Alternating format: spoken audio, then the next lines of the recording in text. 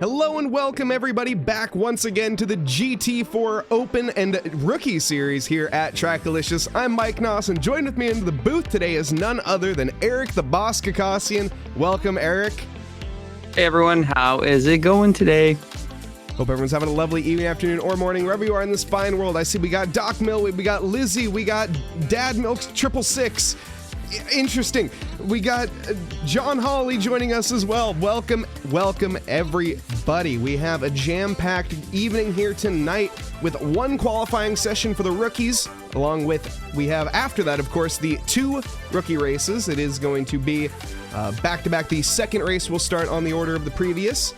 We also will have our GT4 Open Series, more on that a little bit later. Of course, that's going to be to our our patrons and our server supporters. Definitely thank you to all of them, and we will see them later on tonight. Looking really forward to that. We also have, is that Elastronomer? Welcome. Hope you're having a lovely evening, afternoon, or morning. Lizzie, hopefully the livery is fixed. It looks like it was. I did see it in the free practice session, so I think we are all good to go in that front. A lot of really cool liveries here tonight. I was actually seeing a lot of tribute liveries and a few others. It is really cool. We have JD Koa joining us as well in the Just Driving. That's Alan Calvello. Welcome, Alan. Good luck tonight. Pablo Navarrete as well is here. Oh, rooting for it. Never mind. Pablo Navarrete is that is who we're speaking. My apologies. I misread that. But Eric, jam-packed here tonight. Definitely looking forward to the rookies that we have out there, and we're seeing some times onto the board here. But it's super fun. I gotta say, the series has been, we're in round 2 here. What are your thoughts so far? Always in love with the rookie series and the GT4 Monday nights as a whole. But while we show all this love, I want to show a little bit of love to someone else and another group of people, our iRacing drivers and our iRacing community. Just want to have a big shout out to the iRacing crew that won their split in Daytona 24. So congratulations to those guys. Fantastic race. And I think we had a P10 in another split. So amazing job by those guys. But, you know, amazing job. They've won Bathurst so far. Now they've won Daytona 24. So they're knocking them out one at a time. So really excited to hear about that. Good job. So if you guys are interested in iRacing as well, we do have a group out there that does some of that. Back to ACC.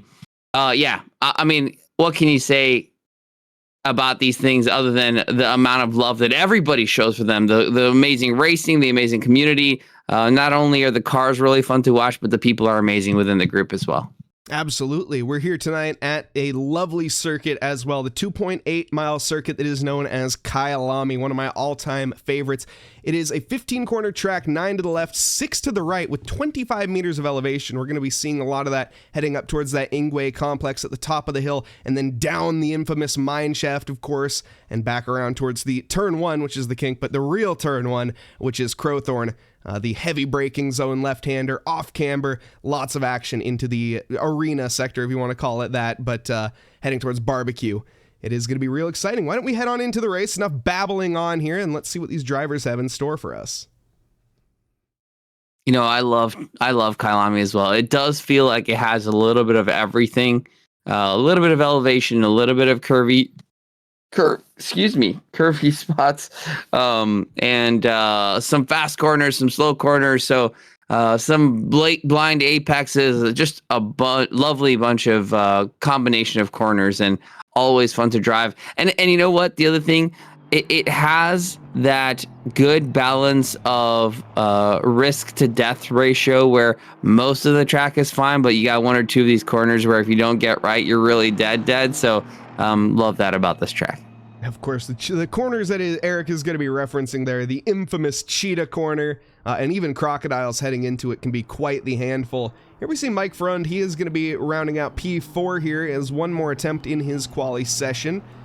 We'll have another go at it. Aaron Miller currently pole position in the Viper Racing number 90 by about 1.5 tenths, with Alan Calvello behind in second, the 128 JD Porsche. We saw him in chat earlier. No, excuse me, we didn't see him in chat earlier. We saw his good buddy Pablo Navarrete, the Argentinian driver, cheering on Alan Calvello here tonight. And JB Ruzik bringing up third in the AMG Ruzik Racing, the 804. Lovely Trackalicious. Gotta say, Eric, I know, of course, you're a big fan of the blue. I like this orange as well. You know, I love blue and I love orange. One would argue that I love the orange more than the blue. And because we rep both colors in the Trackalicious logos and Trackalicious theme. I love the diagonal asymmetric nature of this livery. Whoever did that, fantastic job. Really cool looking. I mean, pretty simple, which is nice. If I were to have one little criticism, I would say the Trackalicious T should be flying the other way around, but that's just me being super picky. But I really love that livery. Lovely looking livery. And holy smokes, we have Cry MCN on the podium. Thank you so much. 2 months of subscriptions. Thank you so much for your continued support here. With Prime as well, using those Bezos bucks to good effect, I would say there. And none of that money going into Jeff Bezos' pocket. You love to see it.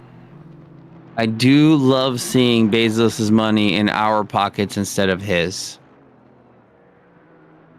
Also, John Hawley asking, how are the conditions tonight in South Africa? You know, surprisingly reasonably. It's only It's only 26 degrees C, which I'd love to see it. Will Mentor's practicing his pit entry. Look at all these drivers practicing their pit entry, Eric. It warms my heart. You absolutely love to see it. I feel like I have started something there, and it's a good thing to start as well. It absolutely is. I can't tell you how many times I haven't practiced my pit entry and gotten into trouble. So for these rookies to learn the good habits as opposed to the bad habits from some of our more veteran drivers is phenomenal to see. Loving it. Bailey got 250 bucks on a pit lane overtake. I got 250 on them speeding into it as well.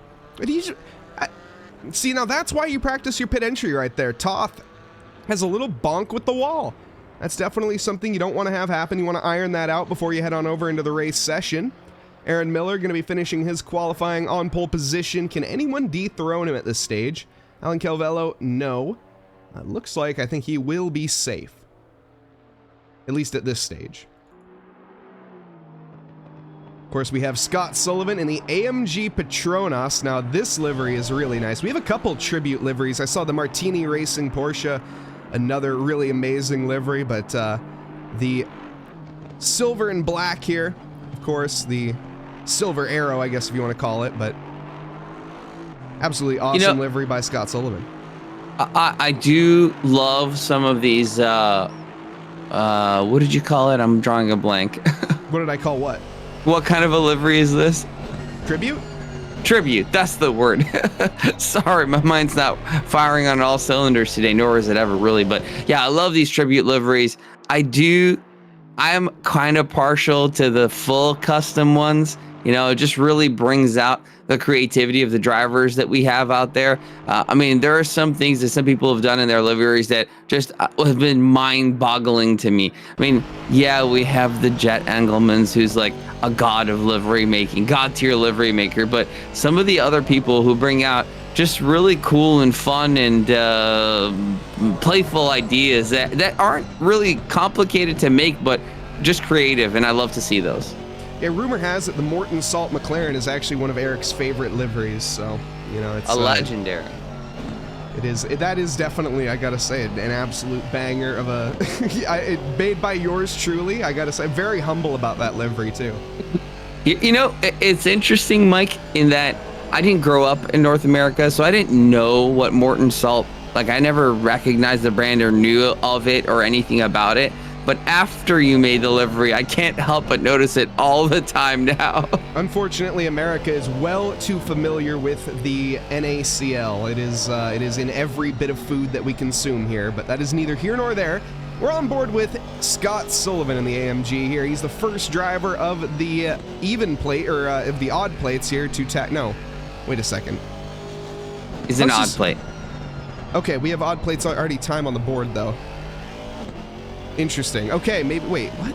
I'm very confused. He might just be completing a lap. Sometimes that does happen. He just started it, but I'm very confused with what I'm seeing on the timing charts. We have both odds and evens. You know, it's the rookie series. We're learning, everybody is, but we might have some people learning the hard way tonight. We'll see. No, Mike, the even plates are out first, it looks like. Yeah, they're all even plates. Seth Lincoln We have Joel Lopez. 2 drivers out there in the odd plates that have set times. Scott Sullivan going to be the first official odd plate time to be set onto the board here. What is it going to put him? P6. Nicely done. First lap from Scott Sullivan. 1.4 seconds off of the pace. That is going to be easily improved here through the rest of qualifying as it rubbers in.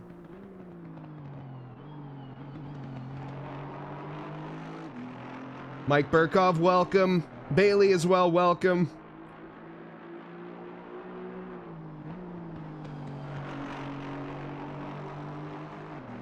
And Cryman, if you could only get onto the real podium, there's always a chance, there's always Stream Racer. And speaking of the podium, Mike Burkov, thank you so much. Woot, indeed. 10 months. Thank you so much. That's almost a year. In fact, my apologies. I missed it. Cryman, 2 months, that's almost a year. I forgot. That's a thing that we're doing now. I forgot about that. That is almost a year. The effort is what counts, Mike. Mike Burkov, though, an almost literal year. We had 2 one-year subscriptions. In fact, Scott Sullivan, he was one of them last night. Thank you so much for all your continued support, everybody. It means a lot. Now, there's one livery. It really, really does. It really means quite a bit. And we do use all of those funds for really good causes, really good. Like, it really does help propel the server forward. It helps us really support the staff that puts so much time in here to try and make the things do the things in the background.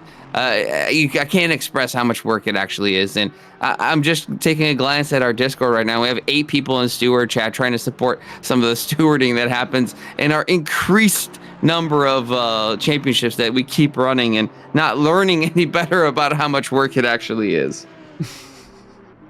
Yeah, you can say that again, but you could hear the pain in Mike Nause's voice, because we're like, oh, Mike's just gonna stream that. That's fine. It'll be all right. So it's all good. We don't. For the record, Mike, we don't actually do that. We try to take your time into great consideration as much as possible. We have Usavan here, Team Grilled Cheese, out on track. But yes, thank you, Eric. This is a real contender for pole position. We saw Usaban put on some pretty solid results in the previous week. And currently, Potts Weaver leading this championship. Currently sitting... Where is he sitting? Is he in this race? Am I blind? Where's Potts at? Ooh. He's not in here. Wow.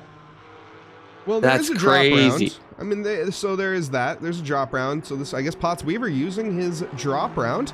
Thank you very much as well to Contro Bandana for the follow. Much appreciated. Thank you. Mike, I'm going to go investigate something here that's happening on the grid. I will be right back. You got it. Team Grilled Cheese here from Usaban Umbanesk. Now, I've actually had word with Usaban and why he has called this car the Team Grilled Cheese. It is actually not because of really any particular political view or anything of that. It is more just that he likes grilled cheeses. So there's not much really to it. Definitely don't look into it too hard. It literally is that he just likes grilled cheeses. Any sneak peeks into some Tracky GT2 special events? John Hawley, great question, and we'll tackle that at the end of this qualifying session. That is an incredible question to be asking, because rumor has it, yes. That is the short answer, but I'll give you the long answer here in a moment. We're seeing a few more cars round to the final bend here. This is going to be Lopez. Zurel, currently on an invalid lap, now starting a new one. Number 73 of Jeff Franks, currently traveling so quickly through Cheetah, the camera can't even keep up. Also, the game a little bit quiet. Let me know, guys, if, here we go, I'll turn it up just a tiny, tiny bit there. Some tracks are louder than the others from camera angles. Oh no, Flirty630 is here. Welcome, welcome. We have the Provolone fan base joining us tonight. Once again. Smelly Franks. cheese, man, unite. Oh, and then the whole fan base is joining us. You love to see it. Jeff Franks does come across the line there. Enough for P17 right now. 5 seconds off the pace. Jason Provolone is currently not in this session. He is not a rookie, but he will be in later, I'm sure. You know, I'm pretty sure looking at last year's most used emotes, I'm pretty sure the Jason Provolone Cheeseman fan base drove the cheese emote all the way to the top. I am pretty sure it was the most used emote in all of 2023. At least top 3. If not the highest, definitely top 3. I was going to say, I think actually Jake's face had number 1 hilariously, and then I think my face had number 2, if I remember right. Or yeah, I think that was the case. And then yeah, that was number 3, which I love to. I gotta say, Twitch, big shout out to them for those statistics and whatnot. Those are super cool to see. Also, Cody Blanton joining it. I think we see where this is going for this year's favorite emote as well. We got a bunch of good ones, and I know.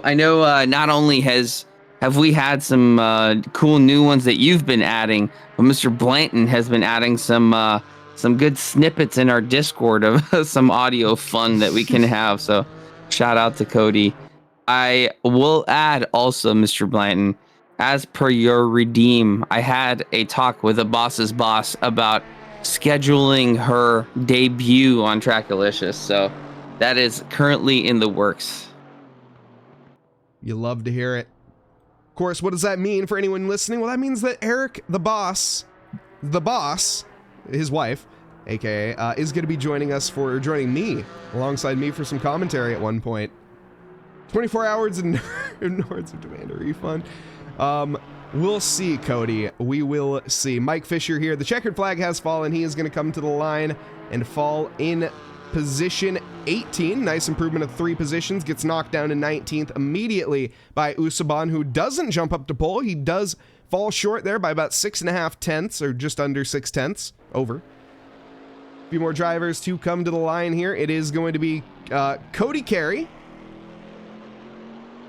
in the AMG, another lovely livery as well. A very geometric and maybe American? I can't quite tell. It's red, white, and blue, that's for sure, but there's yellow on it as well.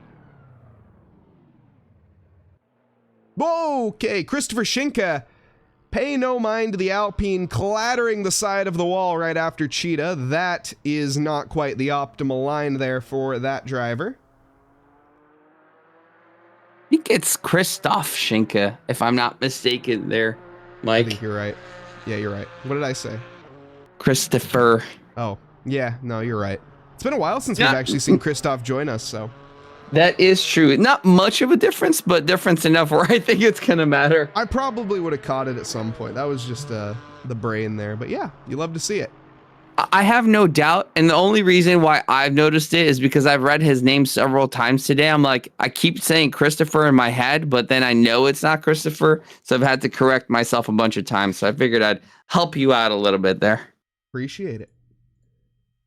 As we have it here, we got 25 rookie drivers on the grid. Now, if you are a rookie driver out there and looking to dip your toe, that is in the, well, shark-infested waters of Simracing, well, this is a really good place to start. A little bit more of a minnow-filled pond where you can take a look here over on SimGrid, as well as the Discord Nightbot has provided a link to, and join up there. It is a super fun championship. There are points on the line, but we are really here for improvement and learning. There is lap 1 penalties, but really not much more beyond that. It's all about owning up to your mistakes and improving and learning as a team, really. And everybody here in this grid tonight is a team. But enough babbling on. Let's get in here and meet our drivers. Starting off in P1, Aaron Miller, the number 90 Viper Racing McLaren. Going to be lined up alongside of him, Alan Calvello in the Just Driving 128. In row 2, it is going to be Usaban Umbanesk in the number 2017 Grilled Cheese with Scott Sullivan and company in P4. JB Ruzic, 5th position in the 804 with Mike Frund in P6, the mediocre racing Aston Martin. Behind him, Matt Melanson in P7 with Steven Music in 8th. Will Mentors going to be lined up in P9. Christoph Schinka rounding out our top 10 in the Alpine with Joe Khalil in P11, the number 26.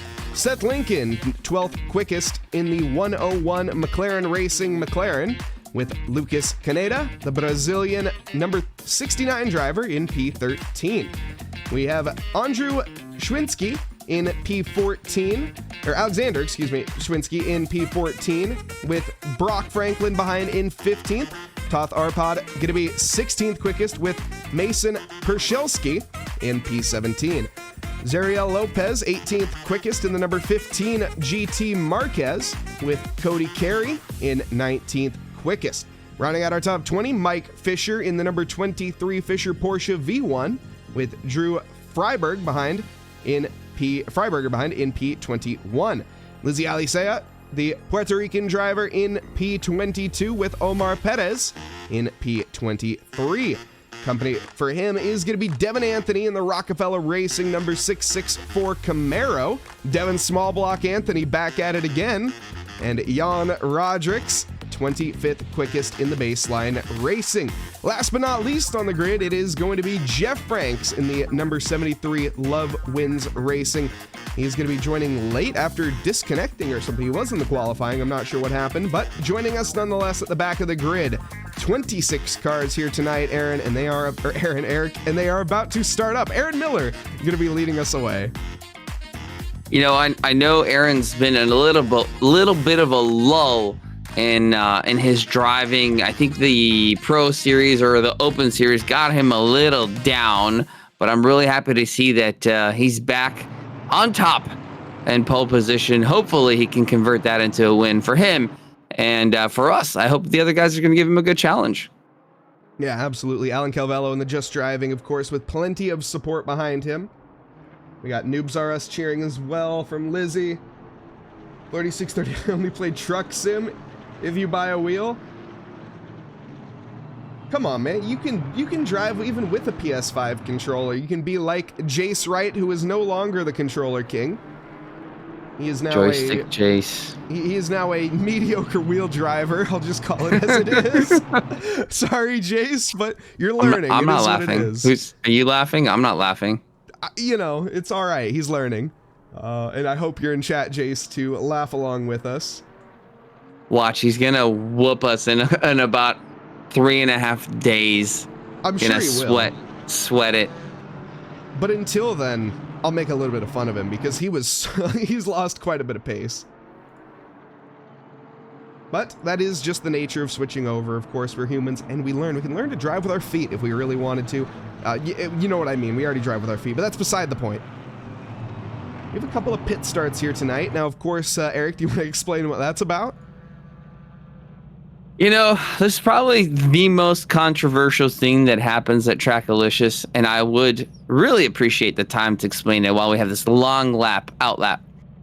I had the idea, and I will take all of the blame for it if you guys want to see it that way, that we have a lot of public lobbies and a lot of rookies that come from public lobbies with the idea that, hey, we're going to win the race on lap 1. And, oh, you can gain some places. And the glory of gaining many places overshadows the loss and frustration of killing each other, which in public lobbies is okay because, whatever, you just move to the... It's not okay, but I guess it's not as painful as they move to the next race and just the next race.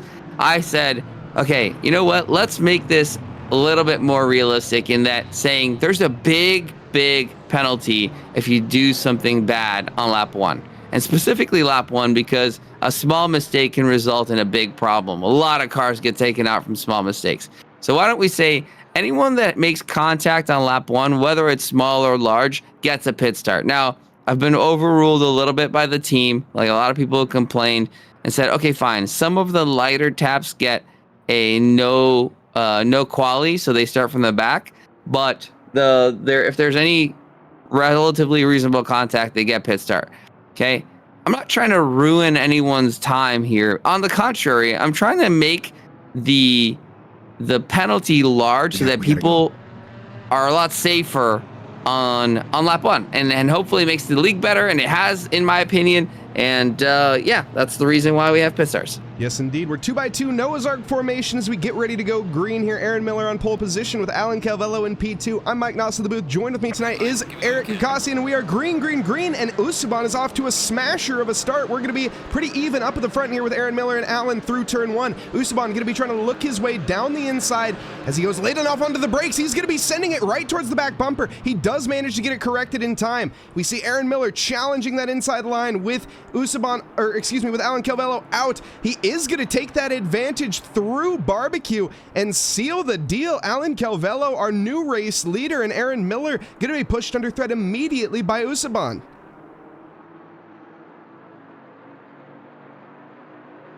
As we take a look as well towards the back, or C is in the back, there's a few yellow flags. Freiberg and Schinka getting caught up in a couple incidents. Usuban, though, all over the back bumper here of Aaron Miller. It's tight racing as they come on in, but you can see through Sunset, Scott Sullivan being challenged from JB Ruzick behind.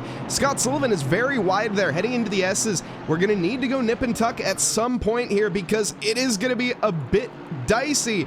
And we see Will Mentors get overtaken by Matt Melanson in that Black Falcon Team Identica. How you say? I think that is a very cool name. You know, there's quite a few challenges down the field. We got 12, 13, 14. Looks like there was a bit of a send there. Not sure who that was. I think it was Lucas Caneda sending it in for 12th spot in the McLaren. But yeah, really good battles all through the field. Really tight all over the place. Scott Sullivan taking that alternate line. We also see a 3 wide into Cheetah. That is never going to work, and Matt Melanson has found himself the worst in that scenario. Everybody else somehow stays alive. Eric, if you could pop your screen share up. Scott Sullivan is going to be behind, or excuse me, is going to be now walking away from Steven Music at this stage. Steven Music in that Camaro with Will Mentors behind on the challenge. Aaron Miller, though, into the first corner, is going to take to the racing line, forcing Calvello inside. Or forcing Calvello out, excuse me. And that is going to allow Usuban here to catch up a little bit as well. Thank you, Devin Anthony, for the 2 bits. I know you're racing right now. And Xander Zone, no heroics into Sandovois, of course. Luckily, we got a car turned around somewhere. Will Mentors. Who is that? Yeah, Will Mentors. He has found himself in a fairly Mentors. He has Menzer. My apologies. Menzer. Yeah, Dyslexia getting the best of me on that one. Oh, that is a rough spot. Finally getting going there. And chat backing you up there, Eric. I hate to see it. Liking the rule. Yeah, the first. Thank you. Yeah. Thanks, John. I would like to hear. Sorry, Eric. I just got very scared there as we see some 2 wide. Mason Piricelli is going to be in a very dicey scenario heading up towards Leacoop. Through the S's, it's so hard to remain side by side. Jeff Franks able to stick it alongside there and back with the switchback. Nicely done. Is Matt Melanson going to find his way through as well? It seems that Porsche has got off to a fairly poor drive. In the battle of the German engineering, looks like Mason has come off the worst there. Oh no, but Matt Melanson has gone straight into the side panel of Jeff Franks. Jeff just can't catch a break in this race. I don't know what to say. I'm a bit speechless there. Here's the replay, everybody. As we see Matt Melanson diving down the inside. I gotta say, Jeff Franks, maybe, first look, I think that one's actually a little bit on Jeff Franks. Didn't quite leave enough room there. Matt Melanson was fully alongside. Yeah, it does look like it. Melanson probably feeling a little bit bad. Don't do that, Matt. While you're trying to be nice, it's causing more risk on track, waiting in the middle of the track. But a good show of sportsmanship, just wrong execution, I suppose. Yeah, as well. And I think Matt, he might have seen himself at fault in that one, but I think when they go back and watch that replay, they'll see what happened there, and I think Jeff will be able to, as well, see what happened. It's an unfortunate one, an easy mistake to make through that corner, as it's a 2 doesn't go into 1 scenario, and we unfortunately see both cars ended up on the side there. Up at the front, though, Aaron Miller still not able to contest Alan Calvello. The Just Driving car off to a very solid start. Usaban Umbanesque as well in P3, kind of playing it patient at this stage. Hasn't really gone for too many looks onto Aaron Miller. JB Ruzic has found himself in a little bit of a bubble. And Scott Sullivan as well. Pretty much all of these all of the drivers till we get to about Schwinski here, who is in a very dicey battle with Zuriel Lopez. I'm looking at battles all the way through the field. There is very little room, really. There's only one spot, I guess, that there's a big gap, but lots of battles happening on track. I'm looking at the Scott Sullivan one. He's still pretty close. I don't know whether he's dropping behind or making headway there, but in 5th position here with Ruzic right ahead. Nice little pack of people there.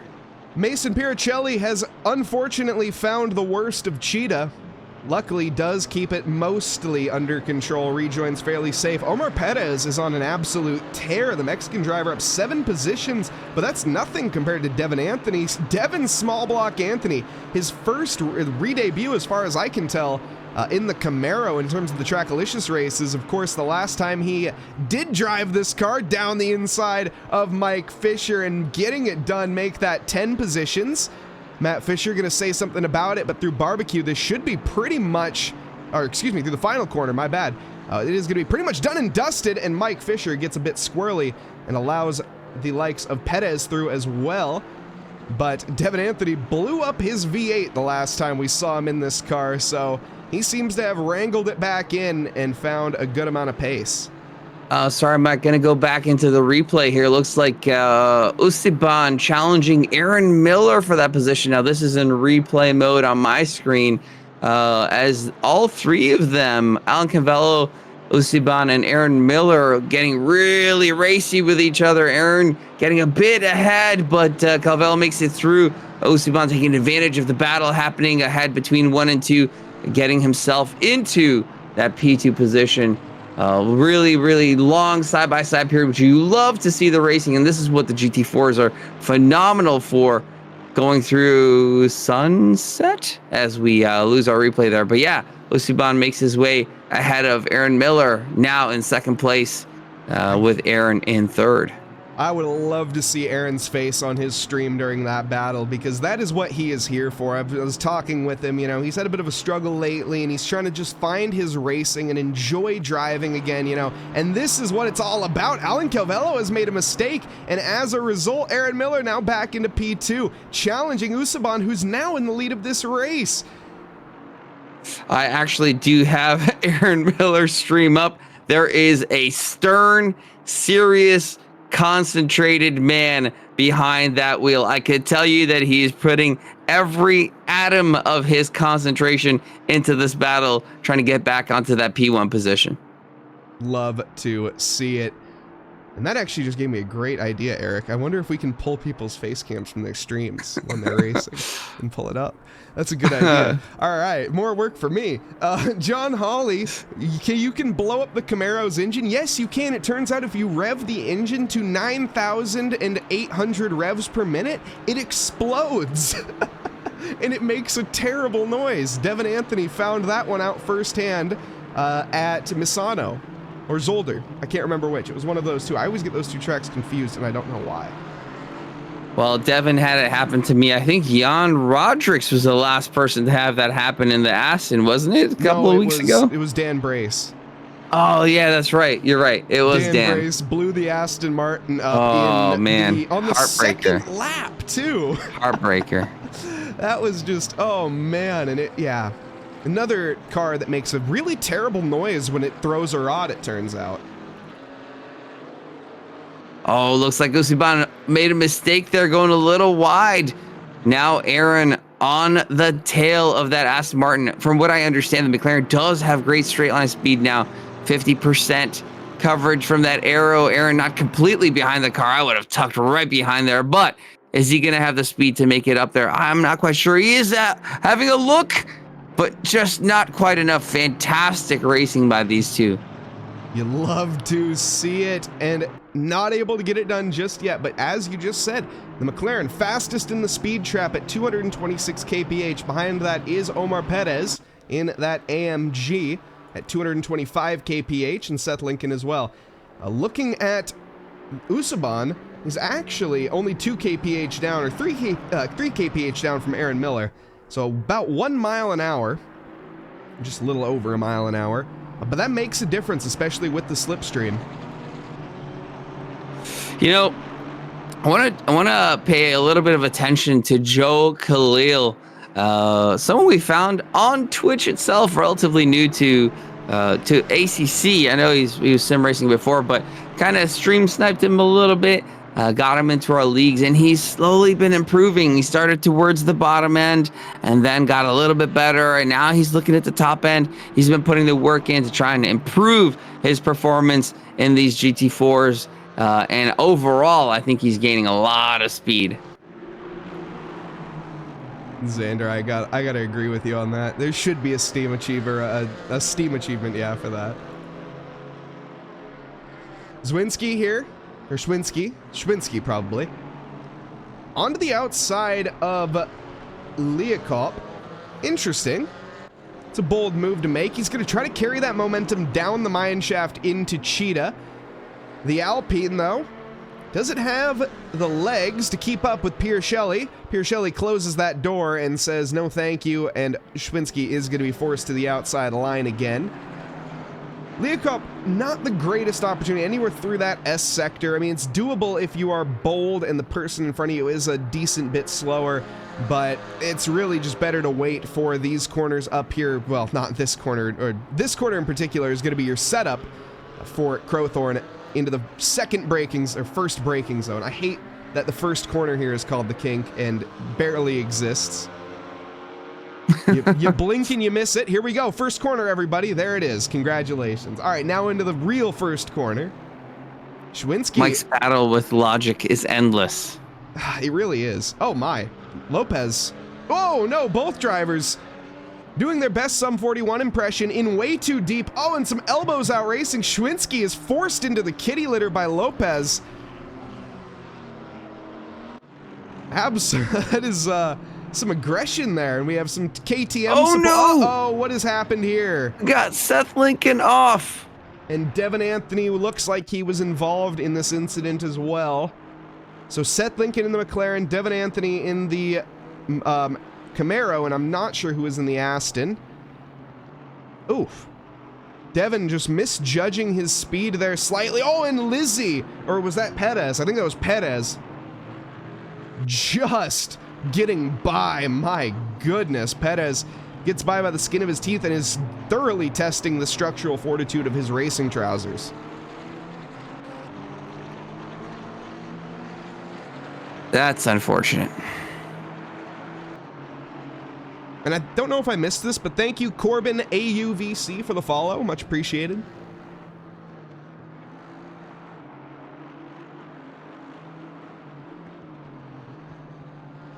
Looks like things have settled down up at the front. About a 1 second gap separating each of our top three. Wait, Aaron's back in front, though. Oh, How did Aaron he get is there? back in front. How did he get there? Oh my goodness, you're right. I think that this is a game of mistakes at this stage between everybody at the front. At least that's what it seems to be, at least from the back. But we could be overlooking something. As it stands, why are we seeing pit? Oh, because, of course, Jan Roderick started in the pit lane. Wait, did he? Started in P25, so yes. Yeah, unfortunately, my replay doesn't go far back enough for us to be able to catch that. But yeah, Aaron Miller back at P1. What a roller coaster of a race for the top three. That is absolutely insane. And Somp, welcome. Happy to have you here. Hope you're having a lovely evening, afternoon, or morning, wherever you are in this fine world. Jeff Franks, under threat from Will Mentors. Switchback defense, though. Covers it off for now, but we're going to see a drag race between a go-kart and a V8. And it looks like the go-kart's going to win out. Now that is what you call nimbleness, everybody. Through sunset, the Porsche just able to get on the brakes that little bit later. Now, Will Mentors has about a second of pace last lap over Jeff Franks. So it's going to be, I think, a matter of if, not when. But as I mentioned before, this is that very tricky to overtake spot. And you can see Will Mentors, he is just going to settle in behind and, well, just bide his time and wait.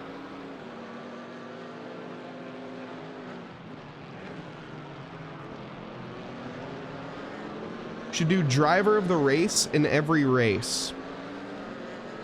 That's a good idea. Who decides? Yeah, and chat. how? I think chat would decide, but we'd need to like put together a text document of all of the drivers as of like the start. Hey, Chrono, are you watching? No. That'd be tough. That's a great idea though, Somp, I gotta say. It is a good idea. But driver of the day. How we would execute it without Formula One budget, that is the question. Yeah, text your answers in. Right. Devin Anthony gonna capitalize on Zuriel Lopez, his mistake, or their mistake, I should say, in the GT Marquez. It's funny, I was talking with Blue last night after the stream, Dominic Smedra after the stream about, okay, maybe I'll shut up about that right now. Jeff Franks does get overtaken by Will Mentors. And we see that KTM, Toth Arpad. Oh, he's going to get collect. Yeah, that was, oh, I saw that one coming. Toth onto the brakes a little earlier than expected from Jeff Franks, or excuse me, from Will Mentors. And that is going to send the lawnmower into the grass. And I see Mike Burkhoff in there. Huge support for the KTM. I know both Mike and I are huge fans of that KTM. Really fun to drive. Really weird view of the cockpit there, but yeah, awesome. Oh my goodness.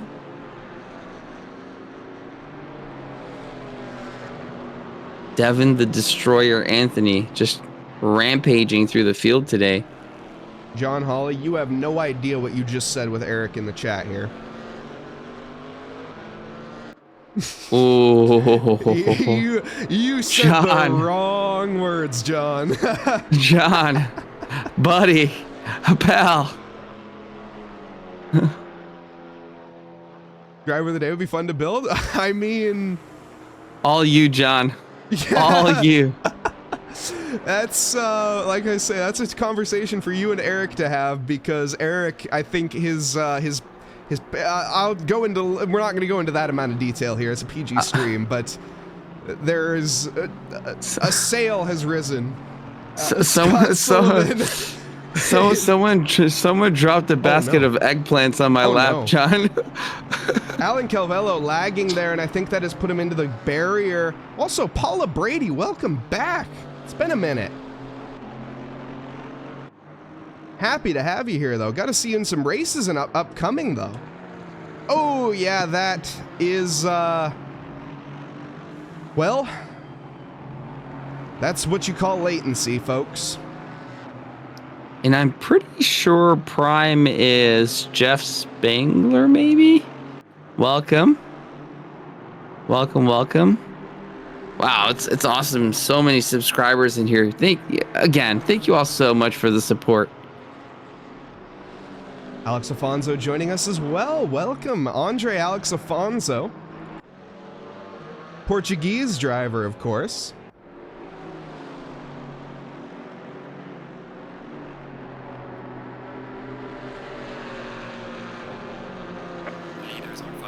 Leader has began their final lap. Devin Smallblock Anthony is going to be making a lunge down the inside of Schwinski. Gets it done as well. Keeping an eye on that, so many battles to keep an eye on. There's Cody Carey, who we haven't said much about this race. I think has not had the greatest race. Down 4 positions, along with Matt Melanson as well. Down, well, quite a few positions. John Hawley gifting a sub to Paula Brady as well. Thank you so much, John Hawley. That's 11 subs you gifted to the channel. So what a legend. Yeah, not only gifting a sub to Paula Brady, but gifting driver of the day software to TRACKILICIOUS. Look at, just amazing. Oh goodness, Eric. Absolutely amazing. Oh, John Hawley, like I say, you don't know what you just said. But look at this. Jeff Franks Another driver who we've seen a lot of improvement in, and still is improving, to be fair, not quite up to that consistency of some of the, top pack drivers, obviously, but is learning at a very quick rate. Oh, is going to take advantage now of the Zuriel Lopez. I think that's one of Zuriel's favorite lines, but a little bit not quite the optimum hot lap line is going to be invalid. Jeff does keep it between the mayo and the mustard and get that overtake done, so that was completely fair. But on this final lap now, we have our driver, Aaron Miller, coming around the final few corners.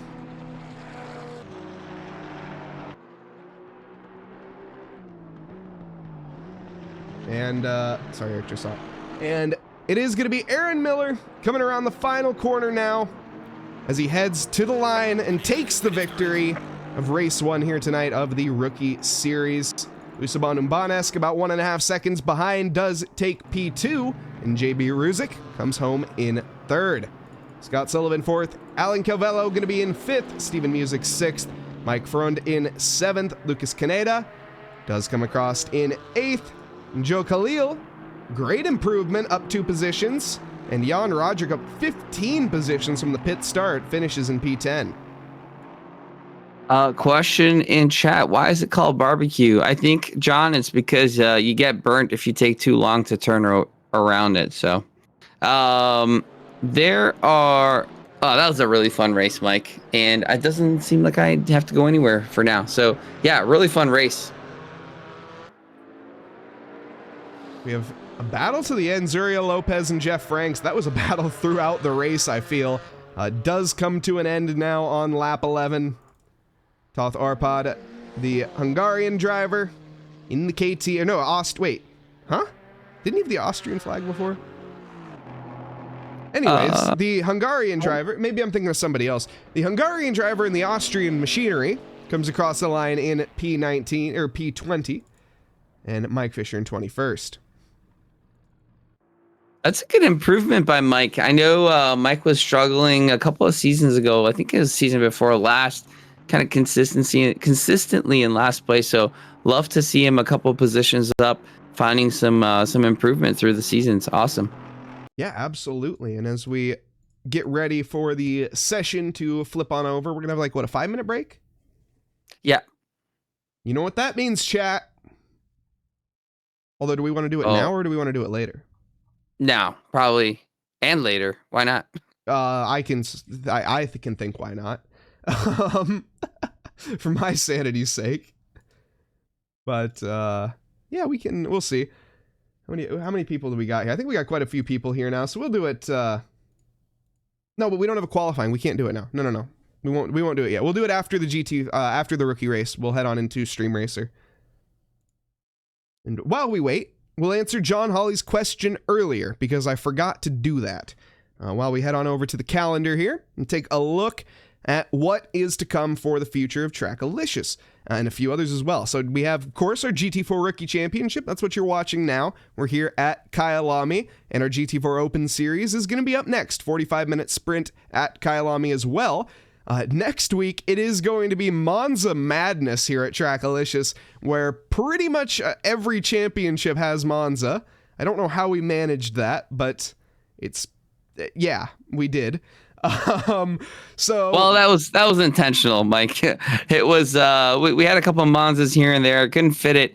Usually we try to separate the track so there's a bit of diversity, but Monzas seemed to be popping up in a couple of different places, and one was too close and one was too far. So we said, hey, what the heck? Why don't we just put them all in the same week so we have Monza Madness week?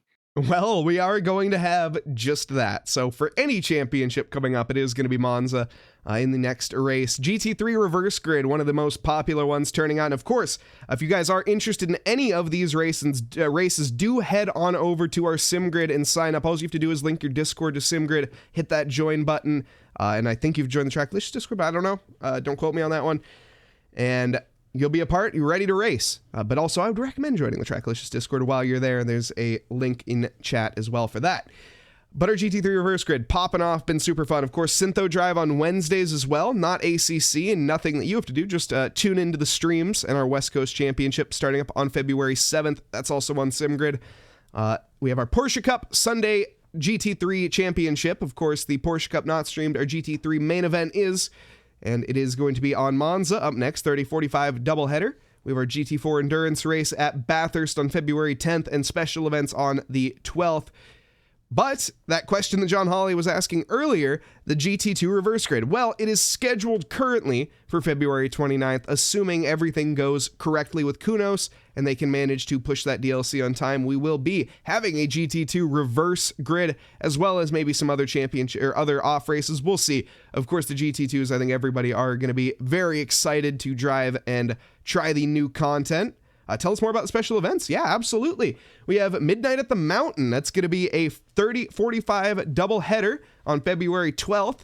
Our first special event. That's going to be at Bathurst. So you have an endurance race on the 10th at Bathurst, and then a nice 30-45 doubleheader at midnight, where it is going to be pitch black and a real challenge. And our classic car cruise, where I think it's going to be the old Bentley, the old, maybe not the Aston. I don't think we have the old Aston. The old BMW. What else, Eric? What am I missing in here? I'm Jaguar. So the older GT3 cars are going to be in that one. Of course, all of the information will be on SimGrid, and you can read more there. But also, of course, our GT4 Open Championship. Before I start, stop waffling on. Thank you all so much, because this isn't waffling. Thank you all so much for the Patreon members. You guys are amazing. A special thanks to our V12 Exotics. And of course, all of our V8 muscles and inline fours. You guys are amazing as well. And any donors as well. Absolutely powering what we do here at Trackalicious. And thank you all so much. Just remember, everybody, this is free content here on Twitch. Yeah, it takes a lot to make that so. But as we pop back to the booth, it looks like I have been abandoned. So it's just me for right now. Eric is going and doing other things. While we wait for the session to transfer over, we do not have interviews of the first races here, but we do have interviews of the second, so we will have the driver interviews afterwards. Aaron Miller, Usaban Umbanesk, and JB Ruzik, they are going to be starting in P1, 2, 3. The results of this race will be determined from the order of the previous, if that makes any sense at all. I'm losing my voice here. Been talking way too much. Let's hydrate. Get some caffeine in the system. And take a look to see if the server is up. That is going to be the next question. We pop on into the server here. Well, you guys can't see it, but I assure you we are. We got about 3.5 minutes of free practice left, and there isn't a single car on track. Well, chat, we got a little bit of time to kill here, as Eric is waiting, or we are also missing Eric. Nope, I'm back. Oh, welcome back, Eric. It's again, Eric trying to do too many things at the same time. I was the one responsible for restarting the server, and it wasn't until people said, "Why isn't the server up?" that I went, "Wait a second, that's because I have to do something." But it's running, it's there, and it's good. So exciting! Like I said, I believe earlier, everybody's back. This is all free content, so do support if you. Yeah. No, we appreciate it. Thank you all so much. Is my free content ACC supported by John Hawley's driver of the day software. Of course, that is our new sponsorship. There we go. Now it's working. Okay. I will admit, one thing I've found about Chrono's scripts is ACC TV does not like them at all. It really has a hard time. But it seems to have figured... Oh, no it didn't. I have to restart it. Okay. You love to see it. You know, you gotta love technology, everybody.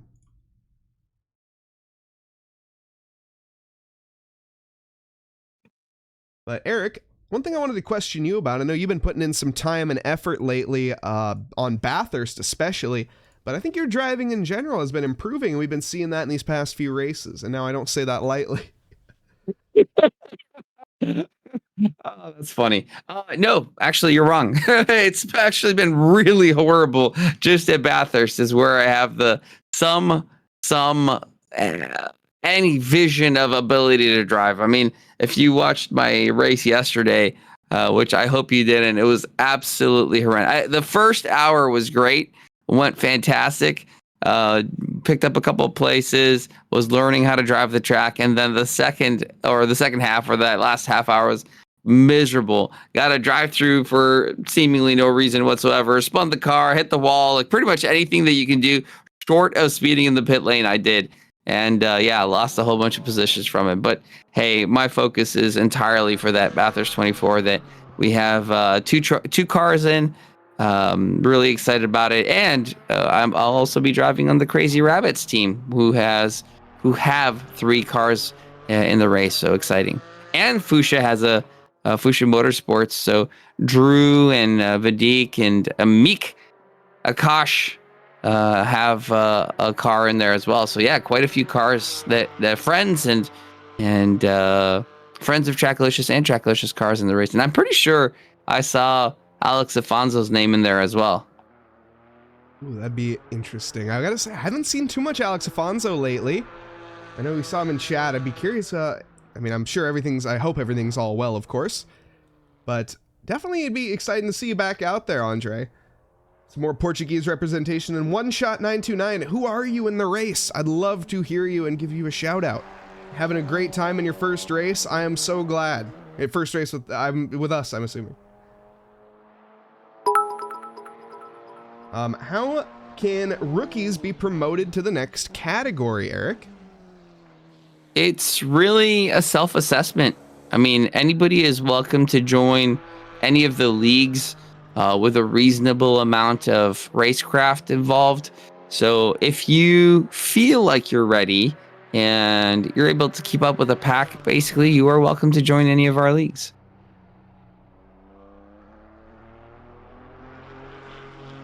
Devin Anthony as well, cheering one bit along. Thank you so much, Devin Smallblock Anthony. Congratulations, your first race back with the Camaro, and you didn't blow it up. You love to see it.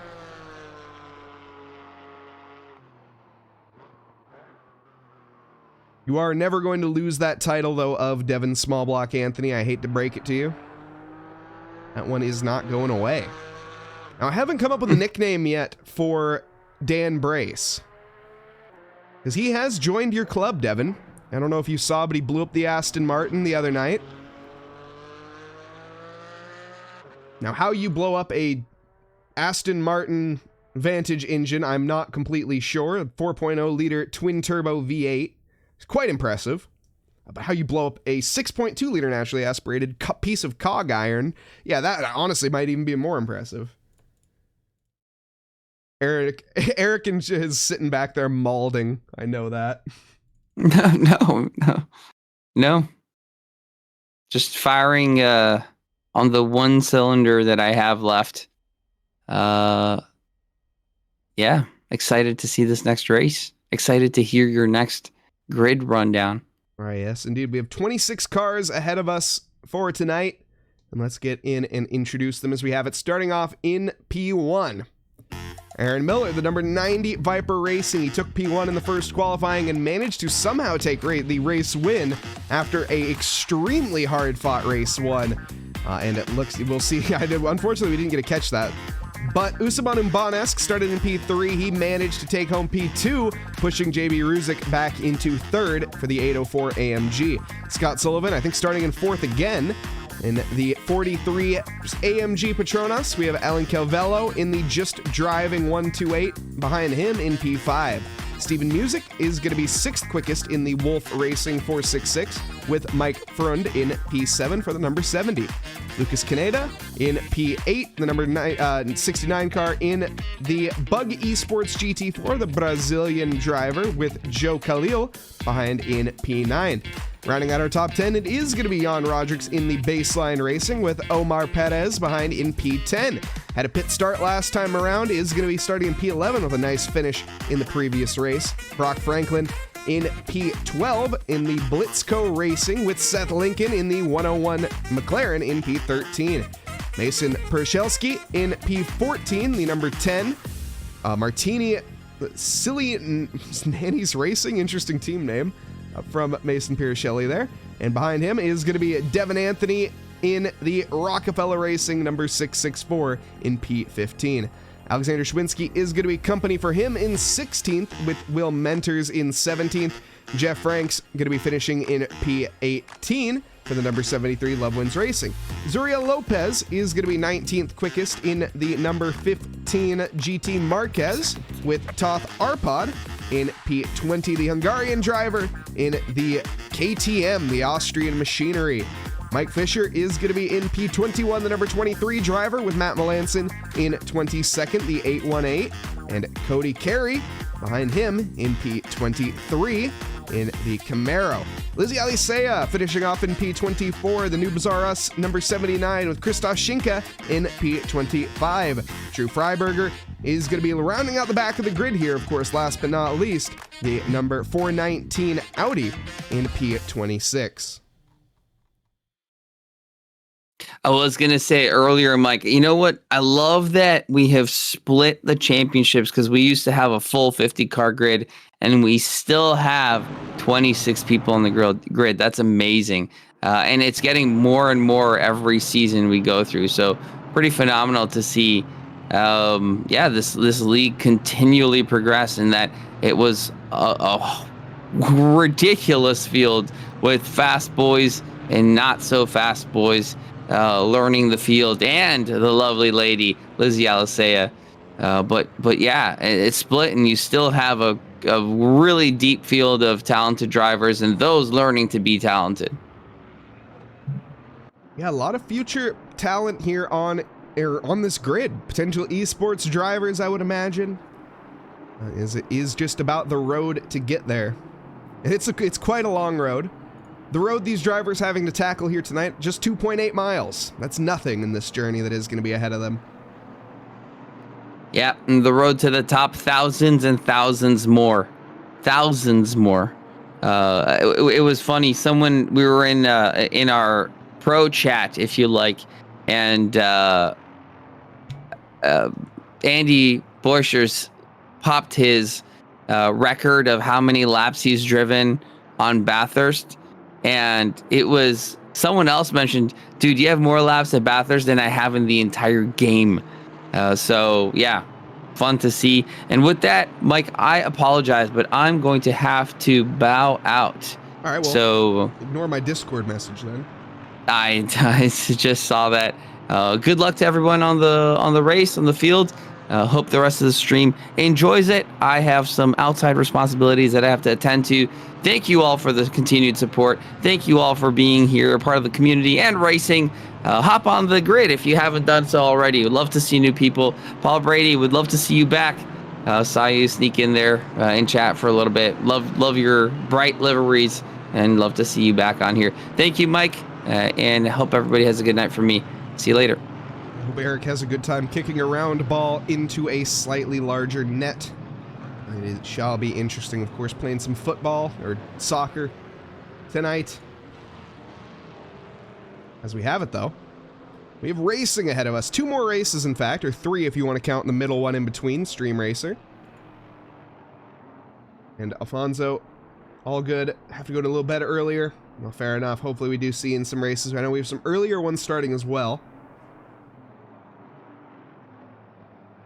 But if anyone is interested in joining, link there in chat to the TRACKILICIOUS SimGrid. That is where you're going to find all the juicy information that you're going to need in the upcoming weeks. And we have quite a few events ahead of us as well, really for all different crowds. As we have it, though, the rookies ahead of us. Aaron Miller on pole position, lined up next to him is going to be Usaban Umbanesk. I'm Mike Nause in the booth. As we get ready to go green here, we're going to cross the checkered flag and head down to the total energy board before we go green. Come to the line now, and green, heading down towards the kink, and we already see a drive-through from Lucas Caneda. And it's going to be a terrible start from Aaron Miller. Usaban Umbanesk immediately going to be ahead and challenging the inside line. Aaron takes the racing line. We're 4 wide into turn 1, though. And it's going to be laid onto the brakes for JB Ruzik. Alan Calvello sneaks down the inside, gaining multiple positions. I think 2 positions in 1 corner. Scott Sullivan runs wide as there's big contact. And that's going to send Steven Music wide into the gravel. Everybody else managing to keep it under control for now as they come through barbecue. Lucas Caneda trying to find any sort of gains he can, but he has that drive-through penalty to contest with, so it is going to be about just staying alive at this beginning of the race. Oh, it's a bit wide there, I think, from Lucas as well, and that is going to drop him back down further and further. You hate to see that. Devin Anthony, though, going to be happy gaining that position, and under pressure, though, from Joe Khalil behind as they head through Sunset into Clubhouse Bend, now towards the S's. McLaren of Seth Lincoln all over the back there. And into Liakop at the top of the hill. Now to begin the descent down the mine shaft. There hasn't been much changes. Actually, I take that back. Aaron Miller has fallen back off of JB Ruzik as well. Scott Sullivan, apologies for the shaky camera there, or multiple switching. But just trying to find the action here as there's plenty of it. Jan Roderick's trying to capitalize on the mistake of Mike Frund. Jeff Franks and Brock Franklin have had contact in the back, it looks like. And that is resulting in them falling down the field. Inside line being taken there for the Aston Martin. Mike Frund holds on for now. Jan Roderick's, though, with the run, that AMG.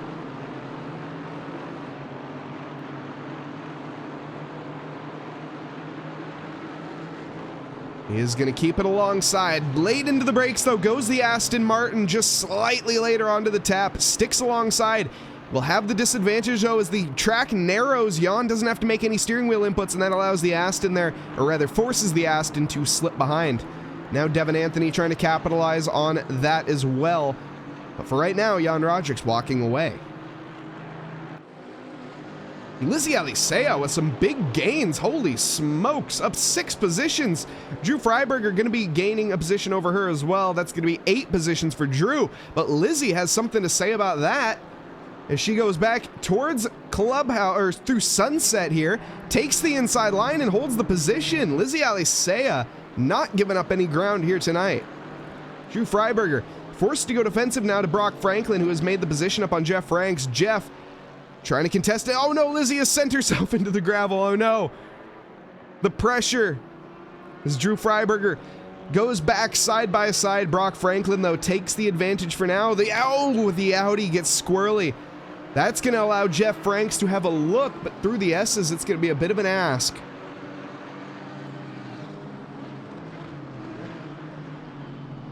And Drew Freiberger definitely not going to be saying yes to that. We also saw Devin, or didn't quite see, but Devin Anthony does make a position up over Mike Frund. We're side by side. It's Alan Calvello. Aaron Miller has made a mistake. Aaron Miller has dropped P2 to JB Ruzik. Let's go back and see if we can catch this. So we're side by side. Aaron yielding through Cheetah. Takes a very conservative line and goes onto the brakes very heavily, and Alan Calvello says thank you very much and takes that position really without asking at all.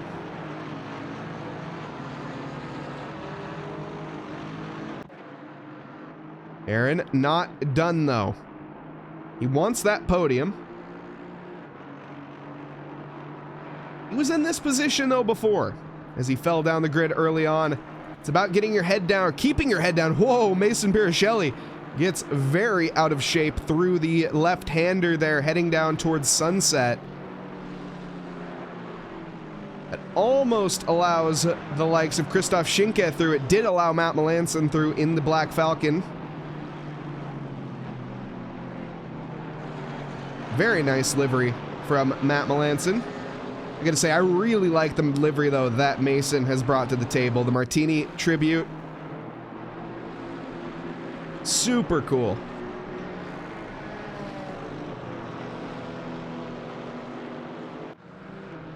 Jeff Franks in it with, oh, okay, well, never mind. Brock Franklin gets it done. That's quite a bit of damage picked up to the front end of that Aston Martin. We'll see if that affects him aerodynamically in that Blitzco racing as the race goes on.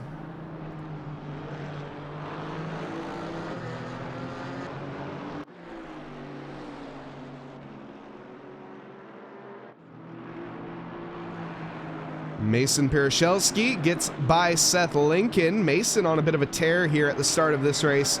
Matt Melanson up 13 positions from where he started in P22. The Alpine, though, of Christoph Schinke, a little bit late onto the brakes, sends the McLaren off into the runoff.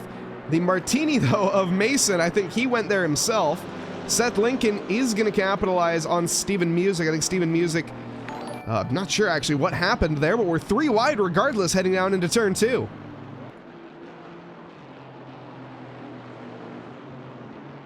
JNSN7, thank you very much for the follow. Much appreciated.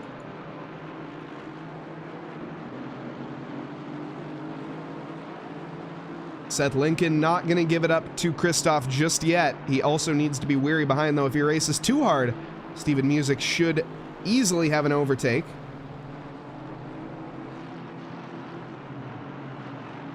"13 minutes and 26 seconds left in this race. Well, really not a dull moment just yet.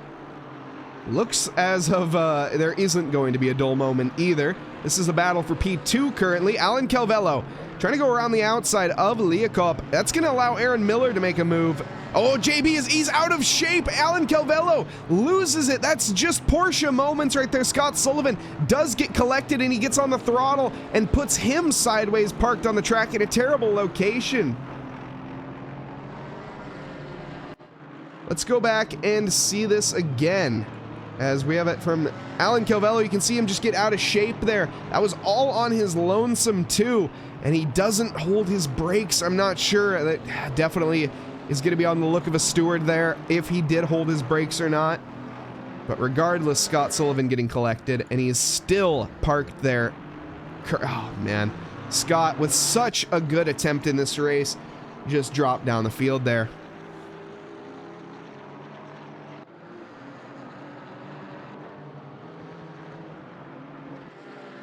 You see Lizzie Alicea trying to hold off Zuriel Lopez. Scott Sullivan also joining this party. Scott's going to want to get by this pretty quickly, as he has 12 minutes left to make up ground, and he can make up a few more positions. The pace that Scott has, it is quite good. Now with the run onto Lizzie Alicea, this should be pretty much done and dusted. Looks like it is.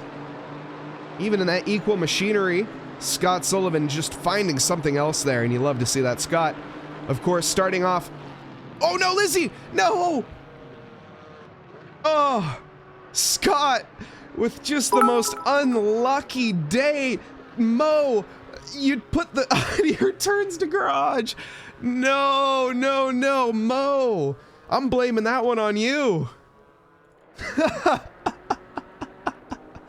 Oh, Mo 53, wait, oh, what is it? Mo Seabat? I'm not sure what that's spelled, but Mo.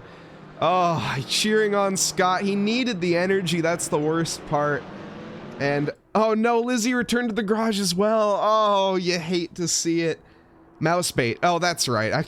Didn't Bailey read that one right? I don't know how, but yes, mouse bait. Yes, oh, Steven got it. That's what it was. Yeah, Steven, of course, still locked in the dungeon currently, unfortunately. Best of luck getting out, Steven.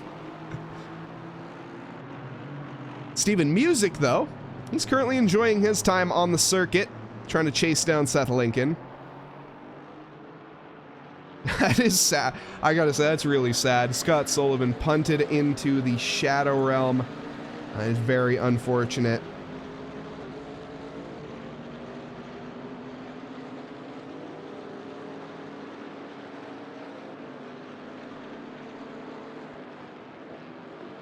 As we see Steven to the outside is going to go deep though, and that should be about a second lost there. Looking back to the front, we have Aaron Miller and JB Ruzick.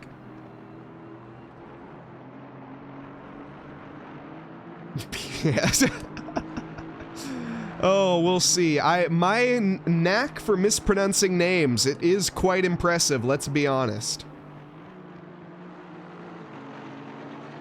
But thank you for the 100 bits regardless, Mousebait. I really do. We do appreciate it here. Thank you so much. Hope you're having a lovely evening, afternoon, or morning, wherever you are in this fine world. Along with everybody joining us here tonight. I see we got 47 people here lurking around. You'd love to see that.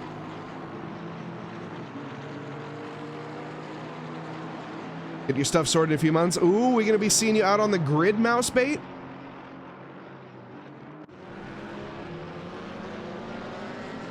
That would be exciting. Ooh, Alan Calvello. All right, Steven, good luck. Back to work. I understand. Dang systems operators always messing things up. You can show them that clip if you want, Steven.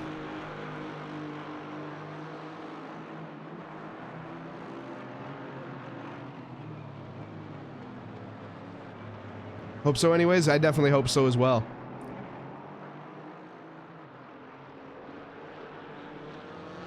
Power went out on the formation, that parallel. I'm sorry, but what's, let's see, who's missing currently?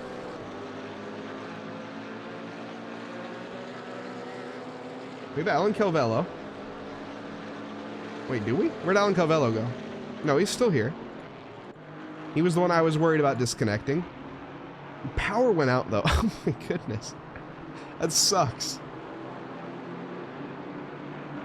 I mean, I guess on the bright side, it went out on the formation lap where, like, you know, you didn't invest. Perez. Oh, Perez. You'd such... Oh, no!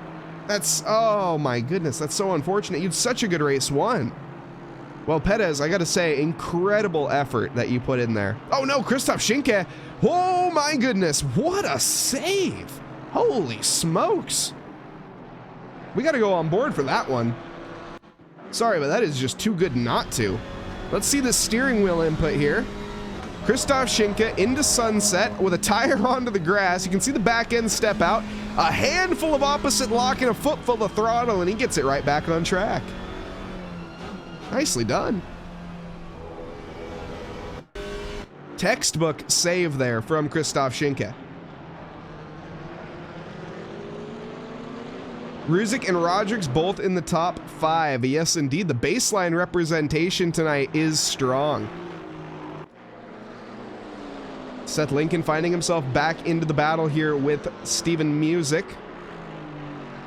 He's drifting through sunset, no biggie, and holding the position at the same time.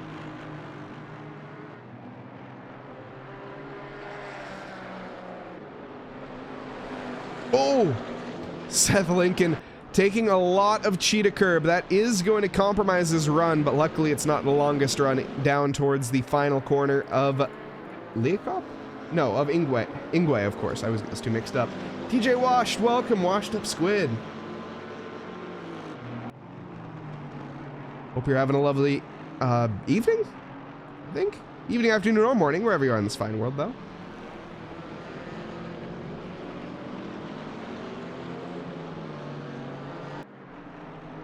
We have the dabbing squid emo. I gotta say, I love that emote.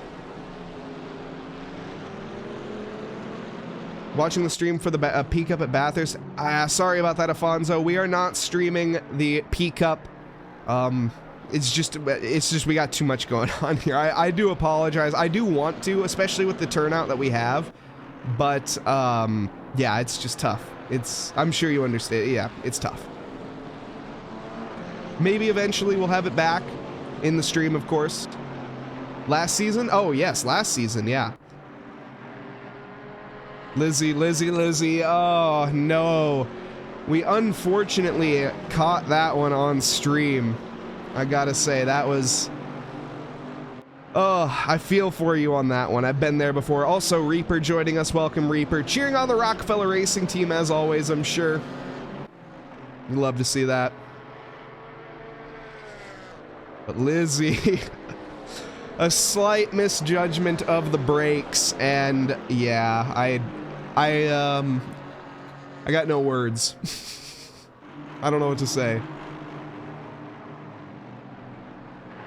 Currently, Rockefeller Racing, P5. Devin Small Block Anthony. The Camaro engine running strong so far. Flash of the headlights as well. As Devin, yes, he knows where he is. Love to see it.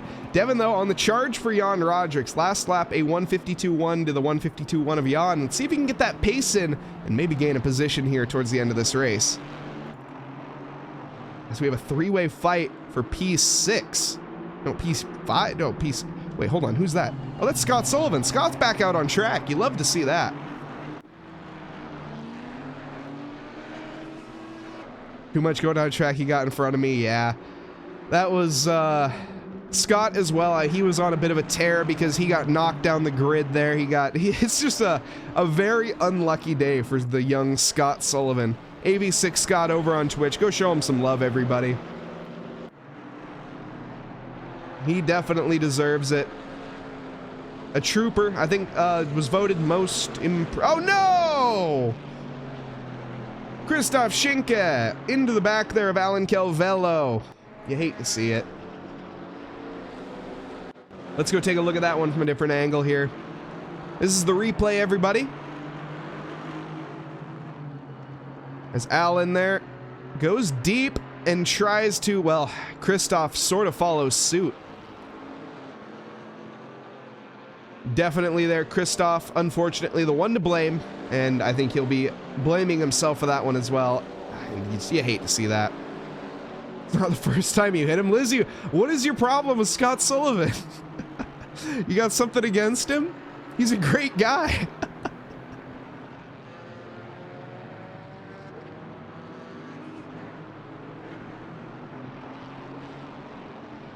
Christoph, though, oh, out of shape. For seemingly, I have no idea what that was. Potentially too much throttle?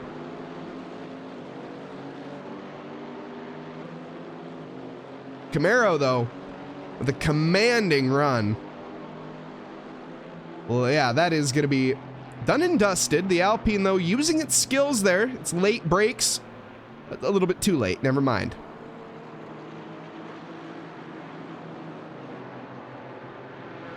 Christoph, yeah, dispatched down another position there. Still a 13 position gain in this session. He started in the back. Matt Melanson, though, our biggest gainer, started in P22, up 16 positions. One Bigley with 100 bits. Thank you so much, One Bigley, for your continued support. I need a better bit cheer thing. We got to work on that. And then I need to learn how to change gift subs, too. There's a few things here at Trackalicious we got to work on. But the support like that is what encourages us to do things like that. So thank you so much.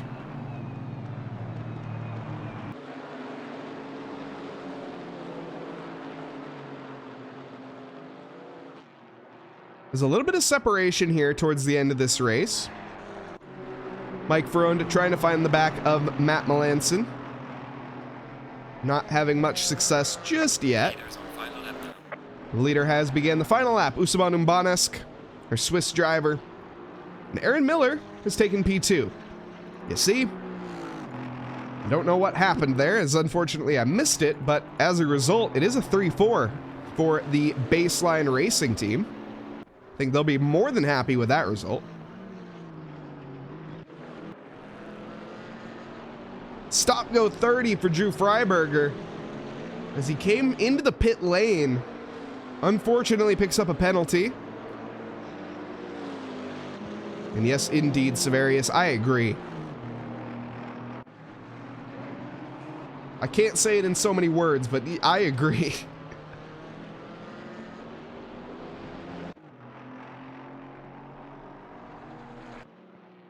And we'll give a little bit of a parade lap here to Usaban.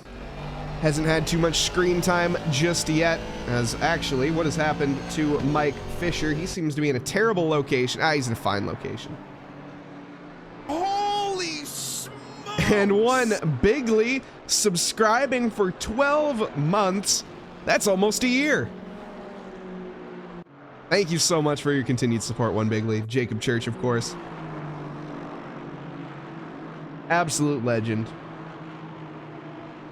The GOAT. Is there, let's see, do I have a... I do. I am.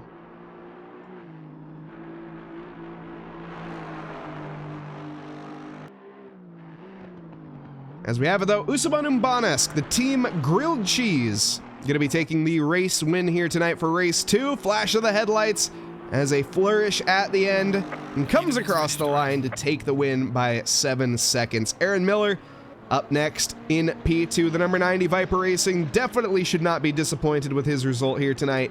Very good driving. We've seen the Baseline Racing 3-4 as well. JB Ruzic in 3rd, Jan Rodrigues in 4th. And Devin Anthony comes home 5th position. Matt Melanson up next in 6th.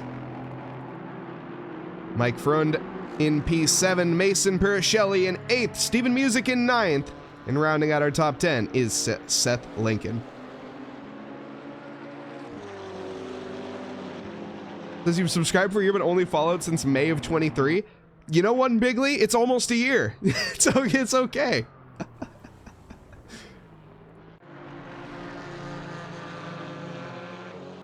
Twitch mildly inflating it, but hey, we'll take it. Toth Arpod, the defense to the very end is is Lucas Canady gonna get the drag race down to the line? No. The lawnmower makes it to the finish and comes across for P17. And a few more drivers left. Schwinski, and last but not least, our Camaro driver here of Cody Carey comes across the line in P20. And that is going to be our results here. We'll have some post-race interviews in a moment. If we can wrangle up Usaban, Aaron, and JB. If you know any of those guys, head them over to the green room. Let's see, I can force Aaron Miller to go there. So that's good. Oh, I can force multiple people. Nice. All right. Grab you. Let's grab you. And now we're just missing Usaban Umbanesk. Let's see if we can wrangle up Usaban as well. Of course, only if you guys would like an interview. It is fully optional. But for now, why don't we start off with our P3 finisher here of JB Ruzic. JB, congratulations, finishing on the podium here tonight in, I think, race 2 only. I don't think you had the podium in race 1, but I gotta admit, a 3-4 for the Baseline Racing, that feels pretty good, I would imagine. It does. It feels great. In terms of battling, you put on quite the show. Both you, Aaron, and the Team Grilled Cheese of Usaban, I think, had quite the battle at one point, especially race 1. You had some pretty heated battles. How did it feel from your point of view? Very hot. Race 1 was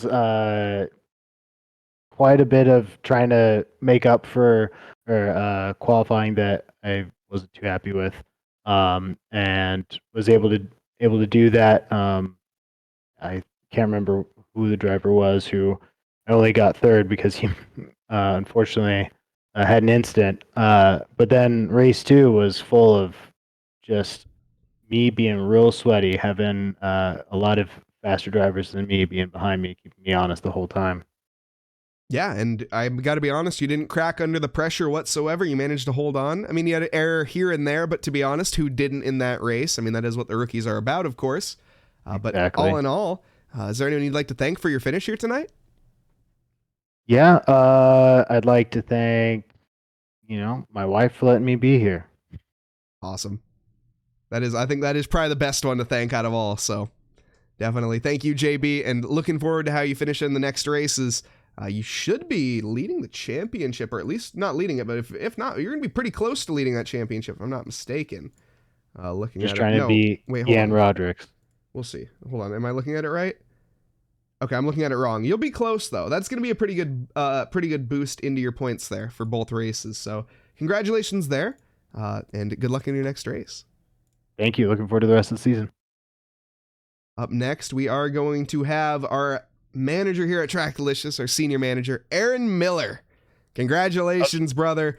P1 and a P2. That's got to feel pretty good. Not only that, you had some incredible battling on top of it. So how's it feel?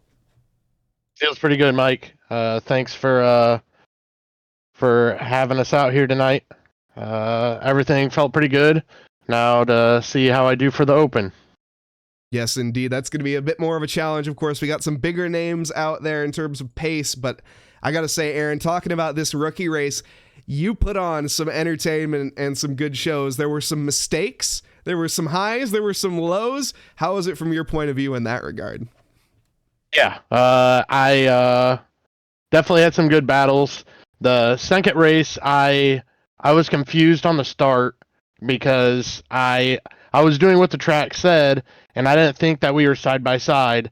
And then once I got hung up back in fourth place, I knew I was losing first. And by the time I got back to second, it was over. So, but overall, good racing from everybody, and it was clean, and that's the best part. Yeah, So, most certainly.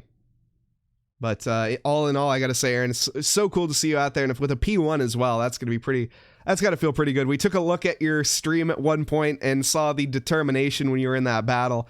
Your face, of course, a man of stone at that stage. So yeah, I was just like, don't hit him. Just be safe, and let's see if I can do this. So really happy with the performance, and like I said, good job to everybody up there. yeah, absolutely. And Aaron, is there anyone you'd like to thank for this one? Just like to thank my wife and my family, and my chat. So Good choice, Aaron. Awesome. Well, thank you very much, and good luck in the Open. I won't hold you up any longer. Let's get you into that. So, all right, thank you. yep, Thanks, thank Mike. you.